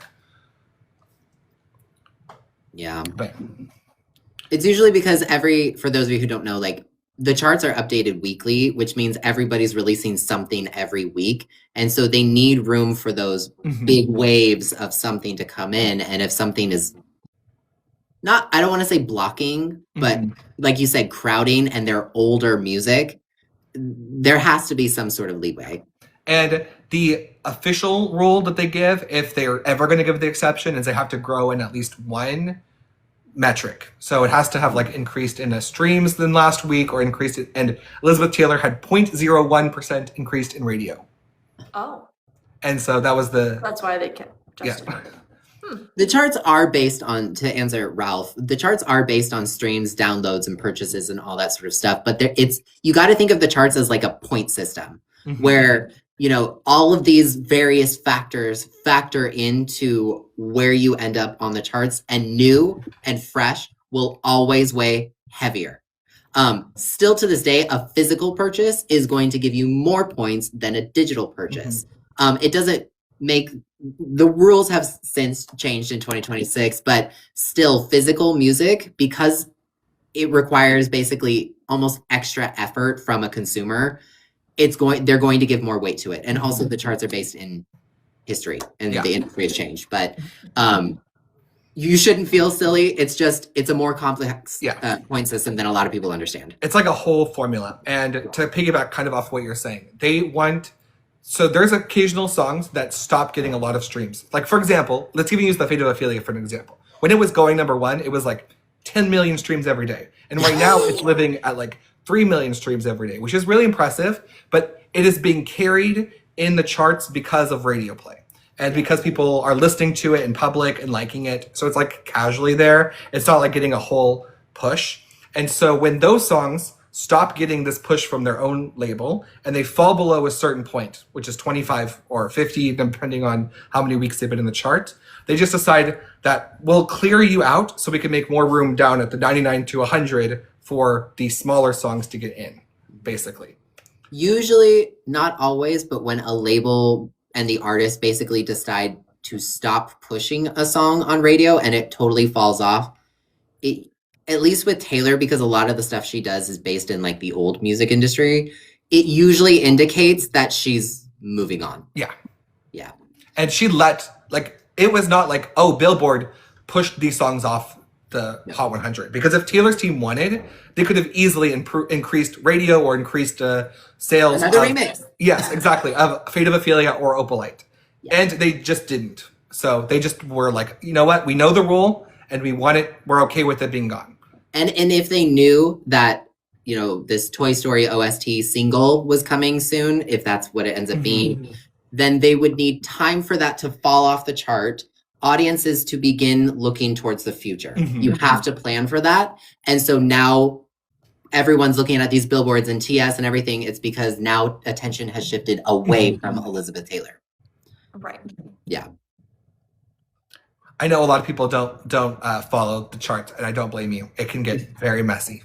And don't hang out on Stan Twitter about the charts. Oh my God. Okay? Speaking of, on a fun way, I think this Taylor song, whatever it is, we've never, since Taylor Mania, had a single one-off song. Ever. No. And It's really cool. The Fate of Ophelia is the most streamed song in a single day in history, and it was shared across 12 songs. Imagine what Swifties will do with just one. That's true. That's true. I think we're gonna beat it.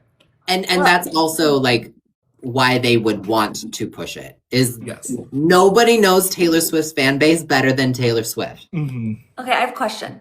Yes. So based off of like not just Toy Story, but just original songs in general that's alongside a movie, have they ever done a music video for it? Yeah, Save It Sound by music video. Okay.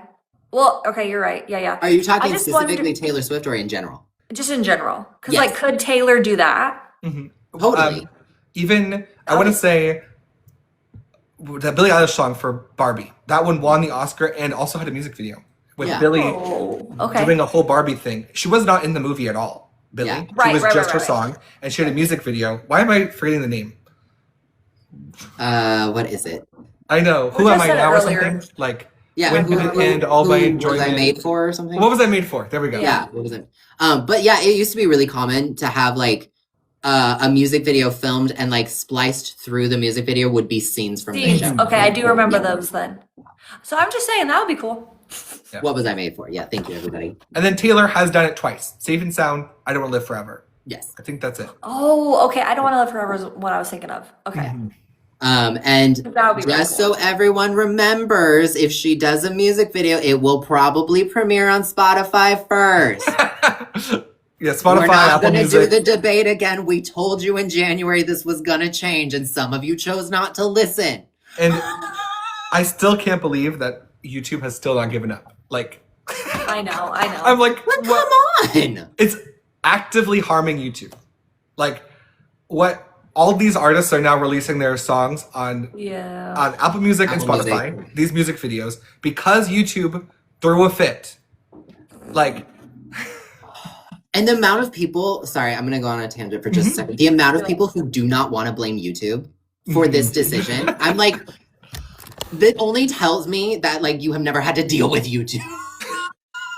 I'm always like, no, this is 100% YouTube's own arrogance. Literally. yeah. If YouTube they would just reverse their decision, Right, it would be different. There's comments of people being like, why would Billboard remove YouTube from their charts? Billboard did not do this. Billboard didn't do it. They tried to keep them. They were actually trying to give more weight to streams and like free streams, but YouTube was like, more. They wanted, for those of you who are curious, their tantrum was, this has always been the case. It's not like this is a new rule. Paid streams count more than free streams because theoretically you could make a bunch of accounts and stream it all at once. So they have to do something to reward paid streams. They also pay artists more when you do a paid stream. Yep. YouTube was like, since you guys are going to increase how much streaming is, which they did at the beginning of this year, 2026, they were like, we're going to make streams count even more than they do before, which was a huge deal, especially for YouTube. YouTube got like double the amount of points that it was going to count for. And then they were like, you know what? Do more. And Billboard was like, what? Like we did it. Yeah. They're like, our streams on YouTube, which is a free streaming, should count equal to a paid stream. And then, which doesn't make sense. no. And It then they was, left. it's literally YouTube's fault, which would not be the first time. I'll say it. I've been a YouTuber for 18 years. This is Achilles. Hi. Yeah. Hi, All friend. your fans love you. Are you so handsome? He's like staring at the camera. Yeah, he loves Like, you. what is that? Mom, why are you showing me at this angle? We're like, what? But yeah, I'm just so excited. We have like all this stuff to talk about again. Well, I and, miss like- Me it. too. Yeah, same. And also, like, if this is like clearly something is happening with Toy Story, right? Mhm. For sure. If she is in fact doing debut for 20th anniversary, this is perfect timing. Song comes out in June, has this big wave. If she Yep. announces August or August would be great. Then she has time for her pre-orders and it comes out around, the 20th anniversary. Like that's perfect spacing for the last half of the year. And that whole time, this Toy Story song could be #1 for 10 weeks. Although I will, yeah, right. And I'm sorry, I will laugh if she decides not to do debut TV this year, because like everyone wants it to be the 20th anniversary, and she's like, psych. But yeah, that'd be funny. Because we basically just convinced ourselves, like, yeah, we just decided it was happening. I still think back to I think it was Pop Crave that tweeted in 2024 something like, now Taylor Swift and Reputation, Taylor's versions, are expected in 2025 or something like that. Or maybe it was 2024, and it just never came. That was so funny. What I thought you were going to say is when we, do you remember, I don't know if you guys were as active online, before Red TV, after Fearless TV, the summer. So Fearless had just come out. It was summer. The number one trending thing on Twitter was we decided that in summer 2021 was 1989 Taylor's version. Yep. And nothing happened. She didn't announce it. So the top trending topic for like a week was 1989 Swifties version. And we're like, we're going to make it 1989 come out. And then that is when she announced Red. Yep. The next week. She was like, no. In 21 weeks from now, you guys made me come early. We're going to get Red. That's what you get. You can have this. Oh man, I remember. Yeah, people wanted 1989 TV like immediately. Yeah. Everyone was so sure of it too. Which is so funny because it shows that it didn't start with Rep TV. We've always been like this. Yeah. There were 5 holes in the face. We've always been. Yeah, we have literally always been like this. Y'all just got joined late, and now you know. Right. We've never been normal. She did this to us. Yeah, it's kind of her fault. Although, it's harmless. I agree. It is. Let it go. Yes, and it is okay when we get things wrong, which isn't often for those of us who know her. But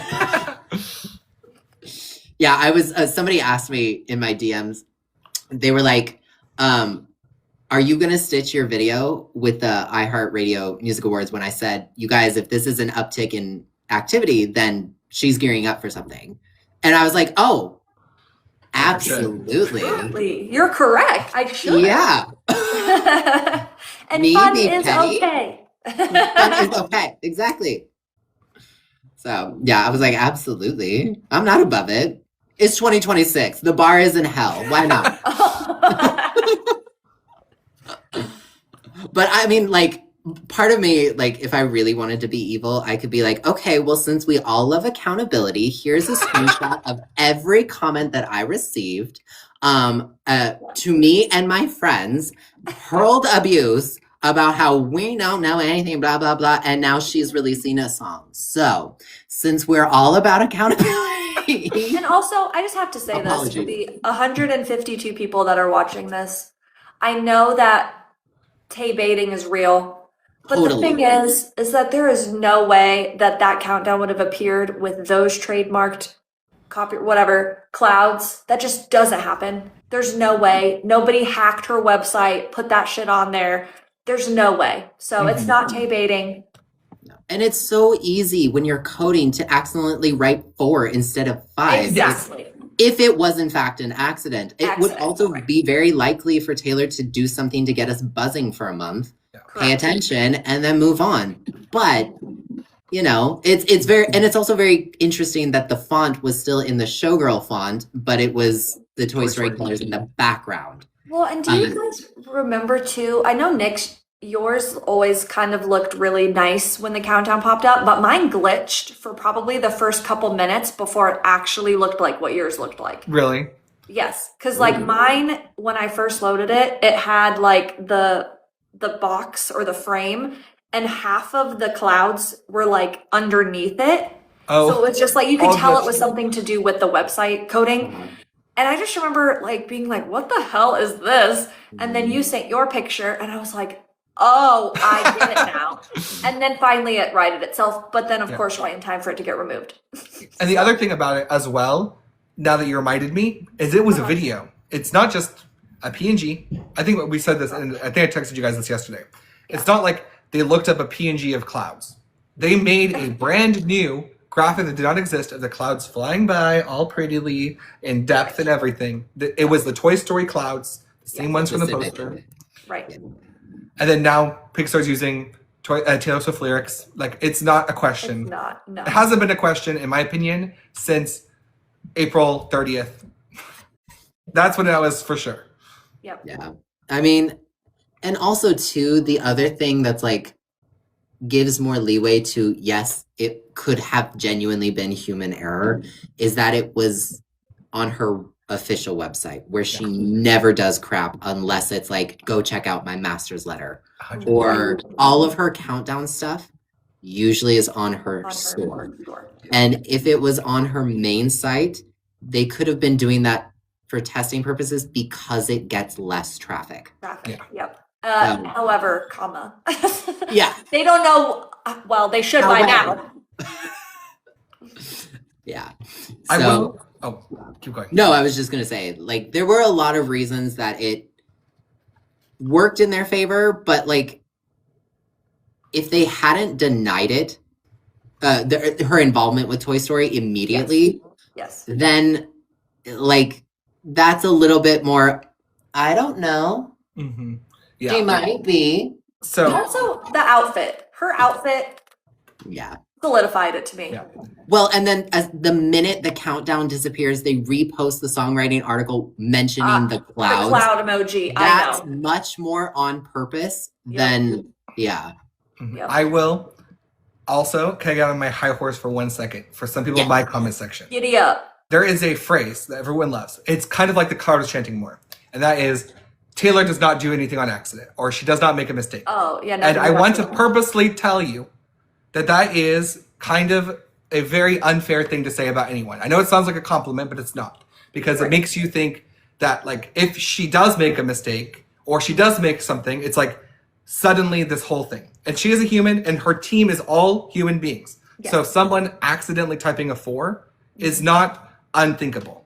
Yeah, And a lot of people like to like say that that's like blasphemy. Like when you say, because I think truly, like a lot of people are like, oh, but everyone was talking about it all month. I'm like, that was a really good effect that could have come from an accident, right? Yeah. And they're like, oh, she wanted to make it so that we would talk about it all month, that we'll whatever come back. But I was like, but 48 hours after the countdown, nothing happened. So clearly something went wrong with putting it up early or putting the number wrong or something, right? Yep. However, we all have now seen what her plan would have been to announce everything. The clouds, the posters, her outfit. Like, these are all very intentional activities, not just being deleted, right? And so I just wanted to say for all those people who are like, there's no chance it was an accident, she definitely did it on purpose, that it could have been, and that's okay. Well, and to piggyback a little bit more, you guys have to remember, and I know it's a little hard to imagine when you're not an artist or in social media, you have to understand that these clips and posts that they have prepared on social media can be drafted up a long time. So they could have had that specific clip about the Elizabeth Taylor clouds drafted up a while back. The songwriting thing had already happened. It was hey, look at this. They could have had that to go. And as soon as they realized what happened, they go, let's do this. You know, the team is obviously very quick thinking. I don't think anyone would deny that. Yeah. And crisis PR training is, standard. So, I can see them being like, pull it, do it, and then we'll just ignore it. Mm-hmm. Let them buzz. And they're I would say they are a team. Like, they understand how each other work. They posted this. I think it was deleted within 10 minutes. So that meant they had already had a meeting about what they're going to do. I'm sure there was a discussion held. Yep. And they decided, if this was a mistake, do we say something or not? And like you guys said, since that time, there's been a lot of very positive buzz. So they could have just decided, you know what? We'll take it down. We won't address it. Those who saw it, saw it. There's nothing we can do about that retroactively. But we know that 1 month from now, we're going to start actually ramping up. Let's just keep to our plan. We don't have to panic and scramble, right? Yep. Other people might have chosen to do something different, right? But they are really good on their feet with everything, which also could be why we maybe don't get a countdown at all now, because it came earlier and they accidentally messed it up. They're like, we'll just scrap it. We have so many other things. Well, and And this like is it's already hyped it up now. yeah, it only led to a better payoff for them. Mhm. Right. And that's why I talk to you guys a lot. I mean, not you two specifically. We're all on the same page here, but in my content and videos, this is why I tell you guys to pay attention to her activity level, Yeah. less or a little bit more, because the spacing of things, like we just had a period of activity where she was seen every single night. That makes you pay attention to her, Yep. which will lead to a better payoff for something being announced. Mhm. You have to remind the public of your appearance, because if she were to do this like in March, a month or two after Opalite, and Yep. in between Elizabeth Taylor, Mhm. it would have felt like, well, we just saw her. Yep. This is more low. She didn't do any public appearances at an award show or things of the like until iHeart. Yep. And then she was like, do. Mhm. Right. And now we have this release. So it's like paying attention to how often we see her is equally as important of Yeah. what she's wearing and all the other stuff that we all talk about. Right. Mhm. Mhm.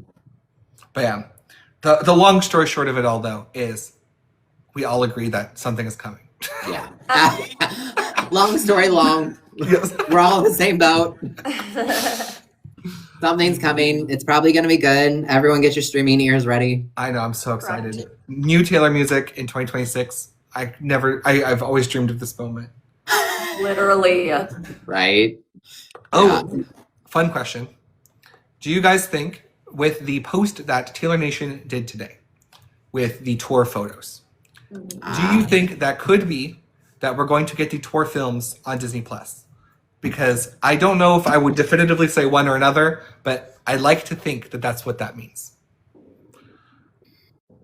I'm going to let Courtney answer.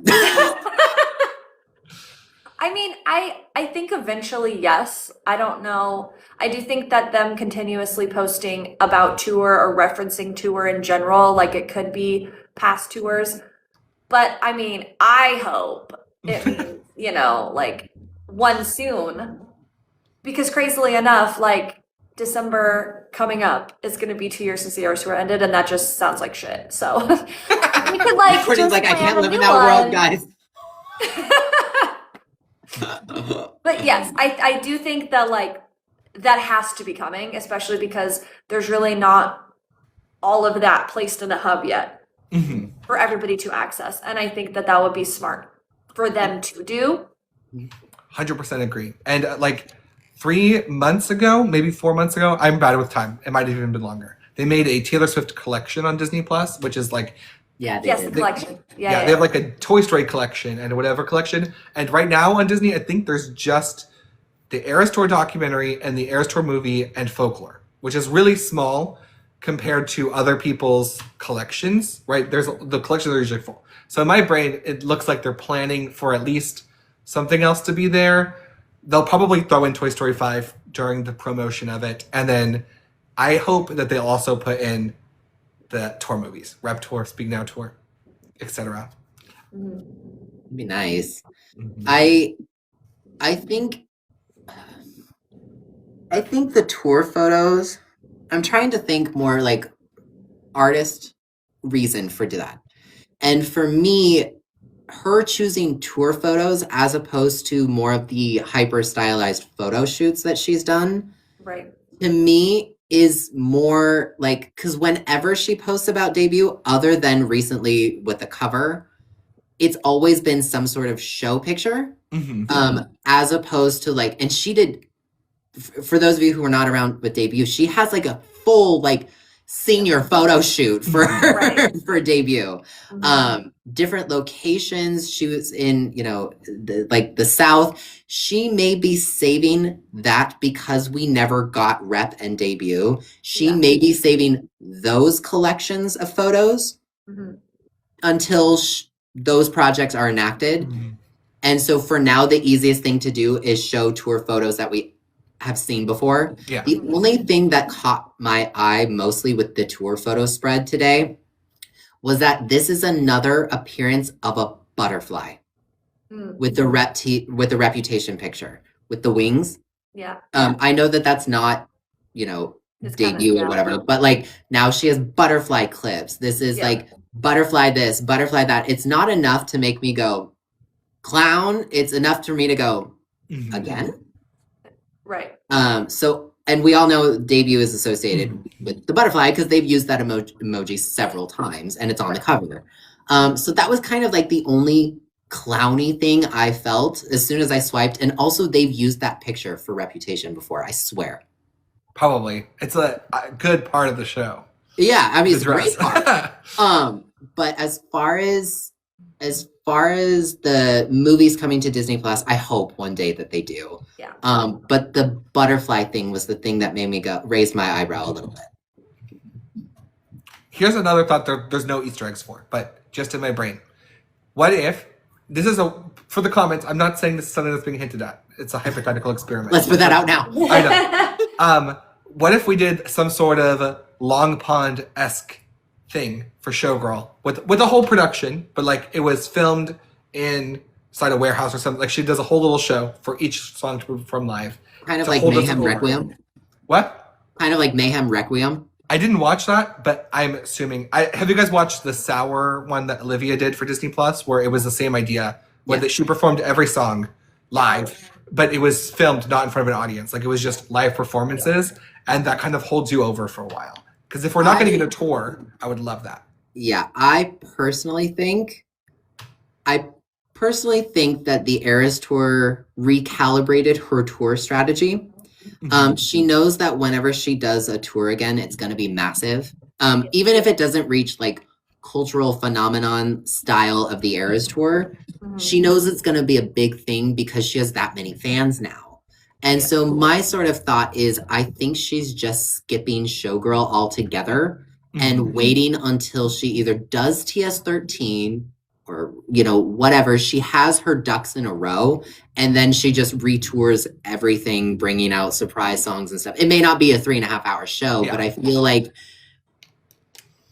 for, the Eras Tour was psychologically and physically draining to her. I understand that we all want her out on tour, but like, and I understand that she wants to be on tour, but I think she's trying to be much more logistic about it, which to me, given the fact that she hasn't performed anything from Showgirl, tells me that she may be waiting for that first Showgirl performance to be with her fans. Right. Unless by some miracle she does some sort of like acoustic performance at the Songwriting Hall of Fame.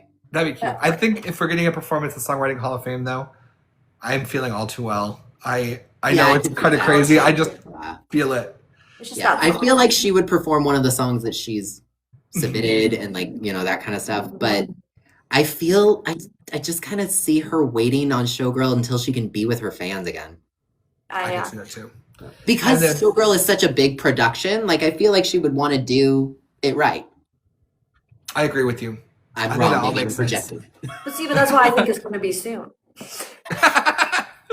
Courtney's like, she can go now. She's got to be itching.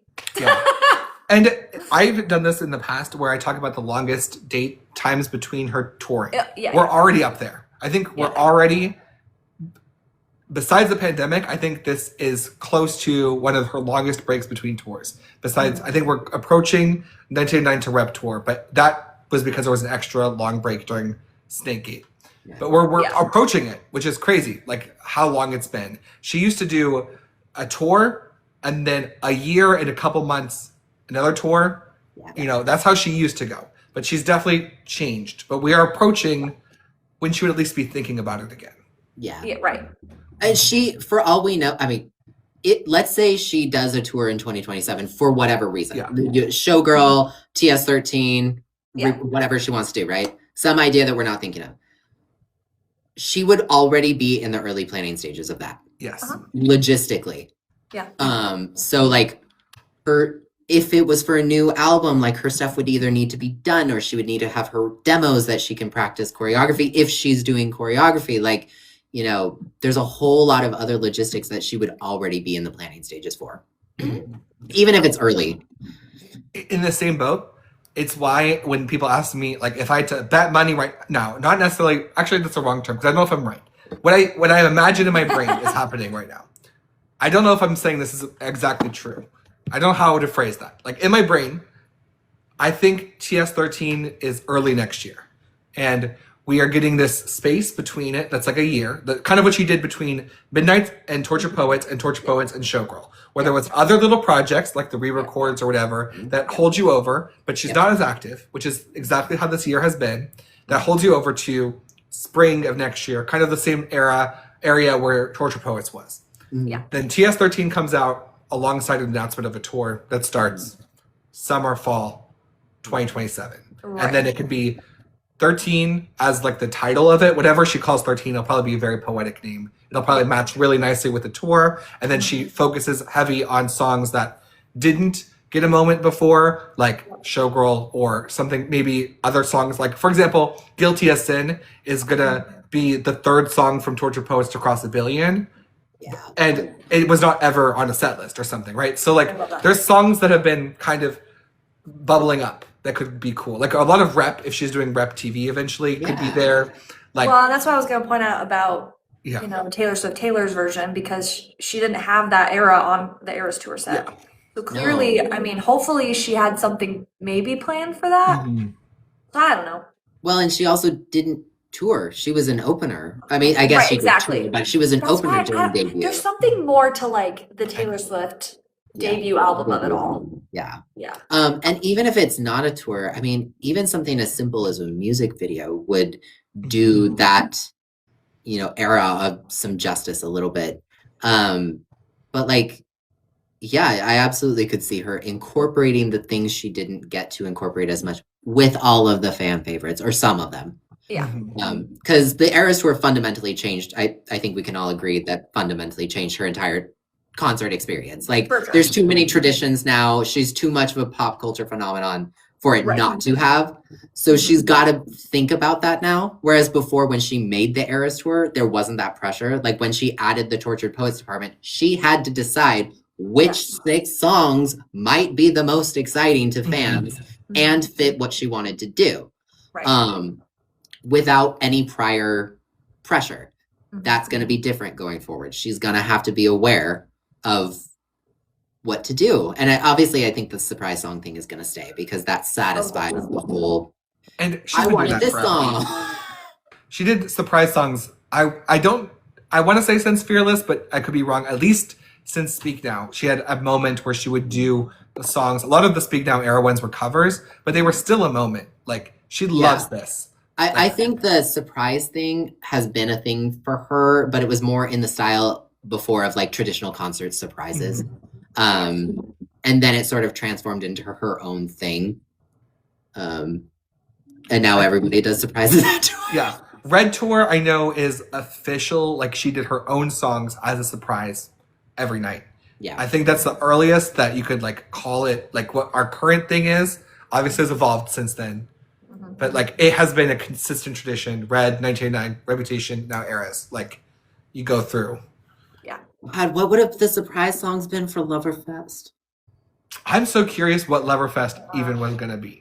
I know. I wonder how much of Loverfest she actually incorporated into the Eras Tour. I don't Like- think it's as much as you think. It's shocking. No, I don't think it's a lot. I'm just Oh. curious if there were any initial ideas she had for it that she was like, you know what, actually, if we do this, bend this, it could work, kind of thing. Like maybe it was as simple as like the stage design, or maybe it was, although I do think that that was more so she had to accommodate for her larger fan base post folklore. But, you know, maybe there were, you know, maybe she had always envisioned opening with Miss Americana. Yeah.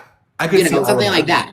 The other thing that's interesting is we did get the stage layout for Loverfest when the tickets were sold, and it was a That's 360 right. stage, which I can't imagine Taylor on a 360 stage. I know. Like, I'm so curious what that would have been. But that would have been, yeah. Like, That's I'm- right. I forgot about that. I know, but like, and then she chose not to do a 360 for Eras, right? Yeah. Right, she pivoted. Yeah, Although it might as well have been. I know. Exactly. That's what I was about to say. Like, it was as close to a 360 stage as we've basically saw. There was a gigantic part in the middle of the whole stadium that she would sing half the songs in. Songs, yeah. Well, and Yeah. she's running up and down it the entire know. time. So. Right. And she blocked off until the last shows the stuff behind the Behind stage. it. So That's true. Oh, that was full 360. You just got to see the screens. yeah. Yeah. But yeah, I wonder if this will be, because whatever post-Era's concert will set the stage for the rest of her career concerts in a way of like, will she be recreating the Eras tour, or will she be going back to a classic tour, right? I think, honestly, I think she's going to find a way to do a hybrid. I think she will incorporate things that worked with the Eras tour, but may not be as hard on her body and her, her vocal cords and all that sort of stuff too. But I think she will, because it will not be, or assuming it will not be a 3.5-hour show again. I imagine she understands that will inherently disappoint some of her fan base. So she's going to find a way to happy medium that. And it's Taylor Swift. She'll always find the happy medium. Here's the thing, though, is like 3.5 hours of a concert was actually mind-boggling. Guys, like, remember, sometimes like, I know long. Right. Yeah. And like realistically, concerts that I've been to that are 2 hours long, that is great. Totally. You know what I mean? And so hopefully there won't be as many fans disappointed, but I mean, you're right. There's always going to be those people. But well, and that's where I think the surprise song shtick stays, because people will go to night one of wherever and be like, okay, this is the set list. She knows that's going to get revealed immediately. She brings in the surprise. Maybe she expands on the surprise song. Maybe I was about to say, I have an idea for it. Something like that. I've had an idea. Where it's just like a remixed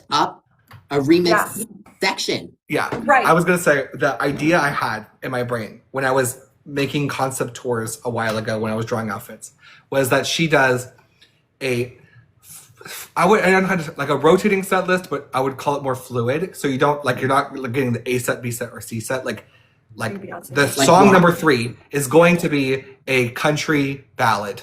But is it going to be Tim McGraw or Teardrops My Guitar? Or is it going to be, like, you get something. And you're like, and so it'll be like one of 4 songs or something, or one of 2 songs even, to make it simple. But like each show will have its own DNA, because it's like, maybe we do choice A here, choice B here, choice C here.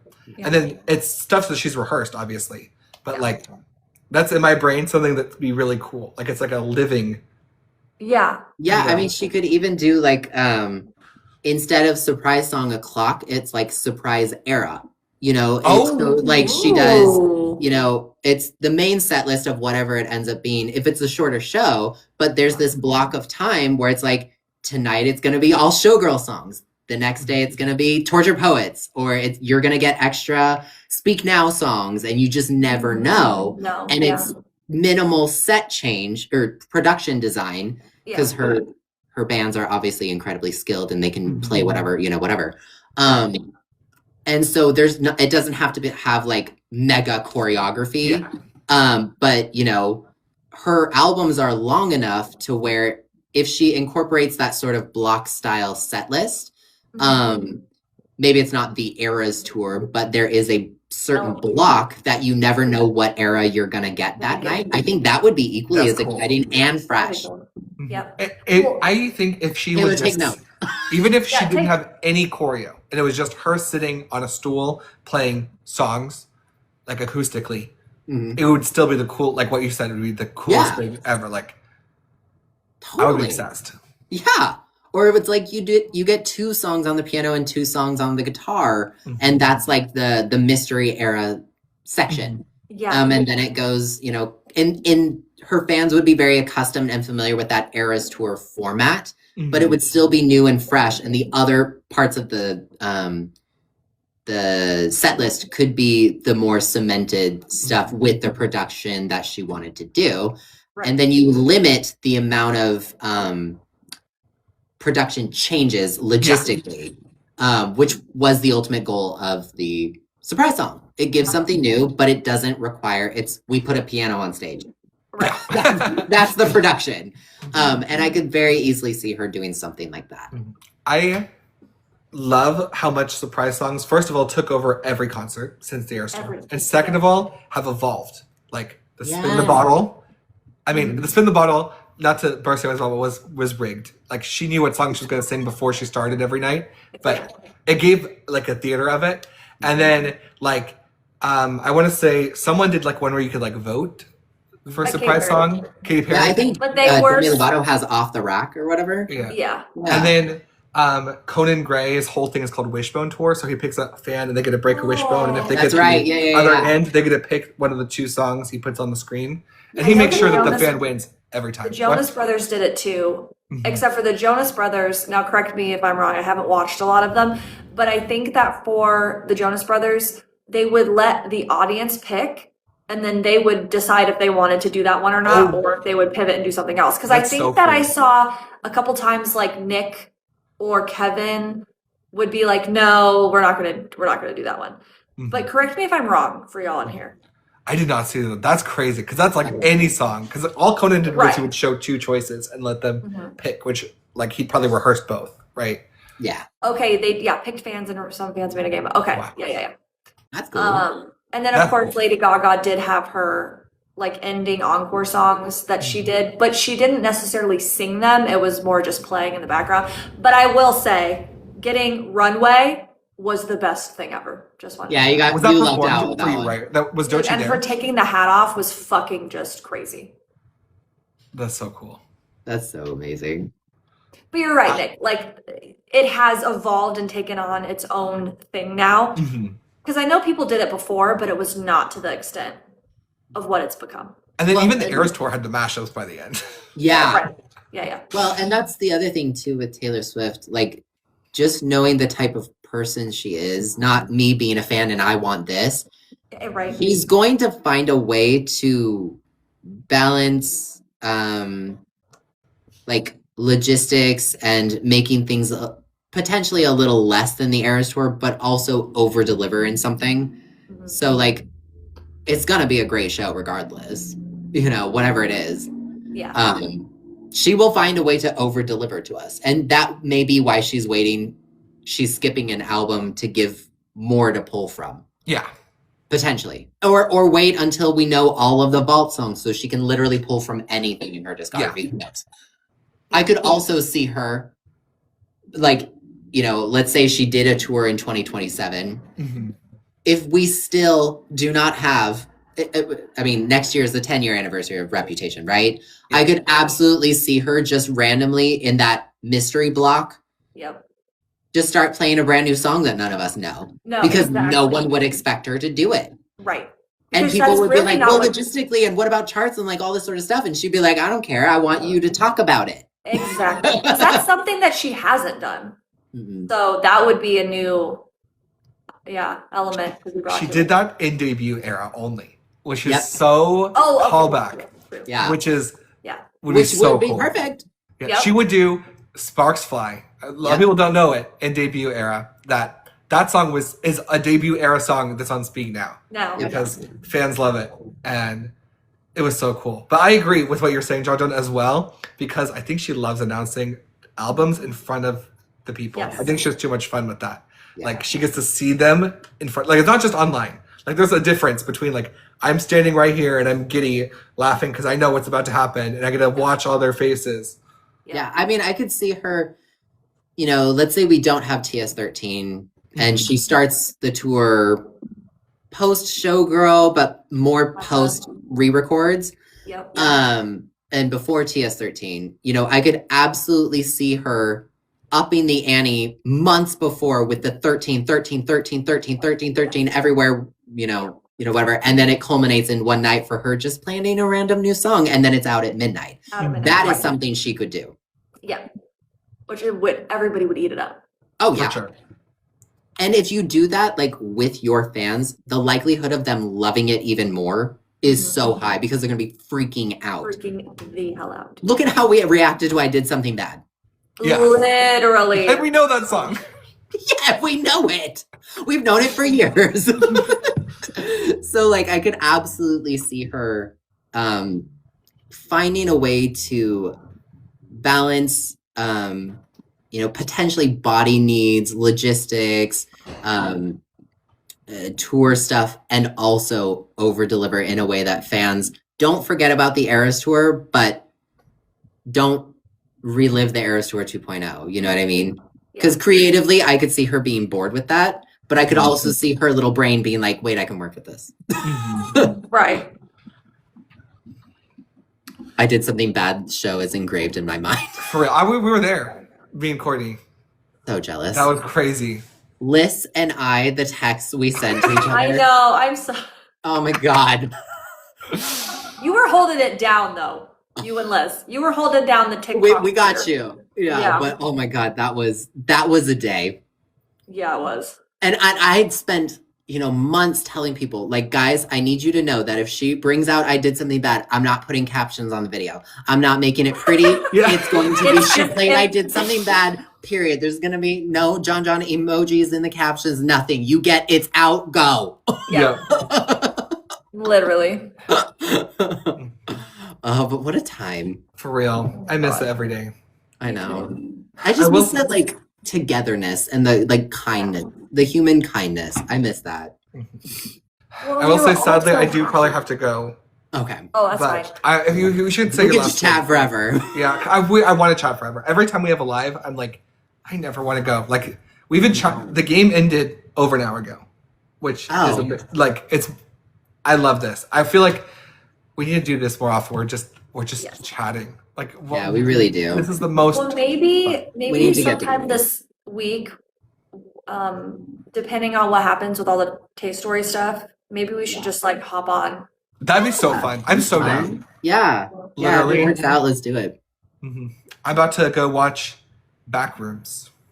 Ooh. I don't know. My brother is especially very excited, so that'll be very fun. Hopefully. Did you guys buy your Toy Story tickets? I did. I bought them. Yeah. The second. they I went on definitely sale. remember to do that. I'm included. Me. Yes, I did. Sure. It's gonna be busy We'll remind you. with the Taylor of it Oh, all. especially now. They're on Yeah. sale already. Yeah. So- Oh yeah. I had them pre-ordered Yeah. the first day. I have them in I think Dolby, which is I like it on the AMC. With the reclining seats. Yes. So nice. Oh, that'll be fun. And Yeah. my ticket is for the 18th, so the day before. You too? Yeah. So I'm excited. I have tickets for that too. I'm included. You're gonna get it too, Jon Jon. Yes, Do you you're have gonna a get the theater 18th. that you could go to? I do. It's a little bit of a drive, but yeah, that shouldn't be too hard. And it's usually not very crowded. Like when we went to the premiere party of a showgirl or whatever, there were not many people. Oh. Yeah. There were people, but it was not a packed house. Okay. But I also went in the middle of the day. Mhm. So, and I think that was like the premiere time. Yeah. So it's nice because it's not a very crowded theater. It's usually not too hard to get tickets, but it is a little bit of a drive. And so I have to be like, yes, okay, so it's a 4-hour block time. I have to I can do that. Yeah, Well, no, but thank you guys. Taylor's definitely going to be involved, and obviously I want to definitely go. I mean, I would see it anyway because it's Toy Story, but like, Yeah. I would like to see that. Well, thank you guys both so much, and thank you everyone for watching. This was so fun. If you don't know, if you're only joined while we were talking, we were playing Jeopardy earlier, and I'll upload this live stream on YouTube if you want to go back and watch that. So you can watch the Jeopardy part, and then I'll leave us talking at the end here. So if you want to see anything that you missed, it'll all be uploaded probably tonight after I get back from the movies, so late. But I'll post it on my story. But thank you all for watching, and thank Jon Jon and Courtney. Congratulations again, Jon Jon, for winning. And Thank you. Good job, Jon Jon. Thank peace you. and love. Bye, everyone. Bye.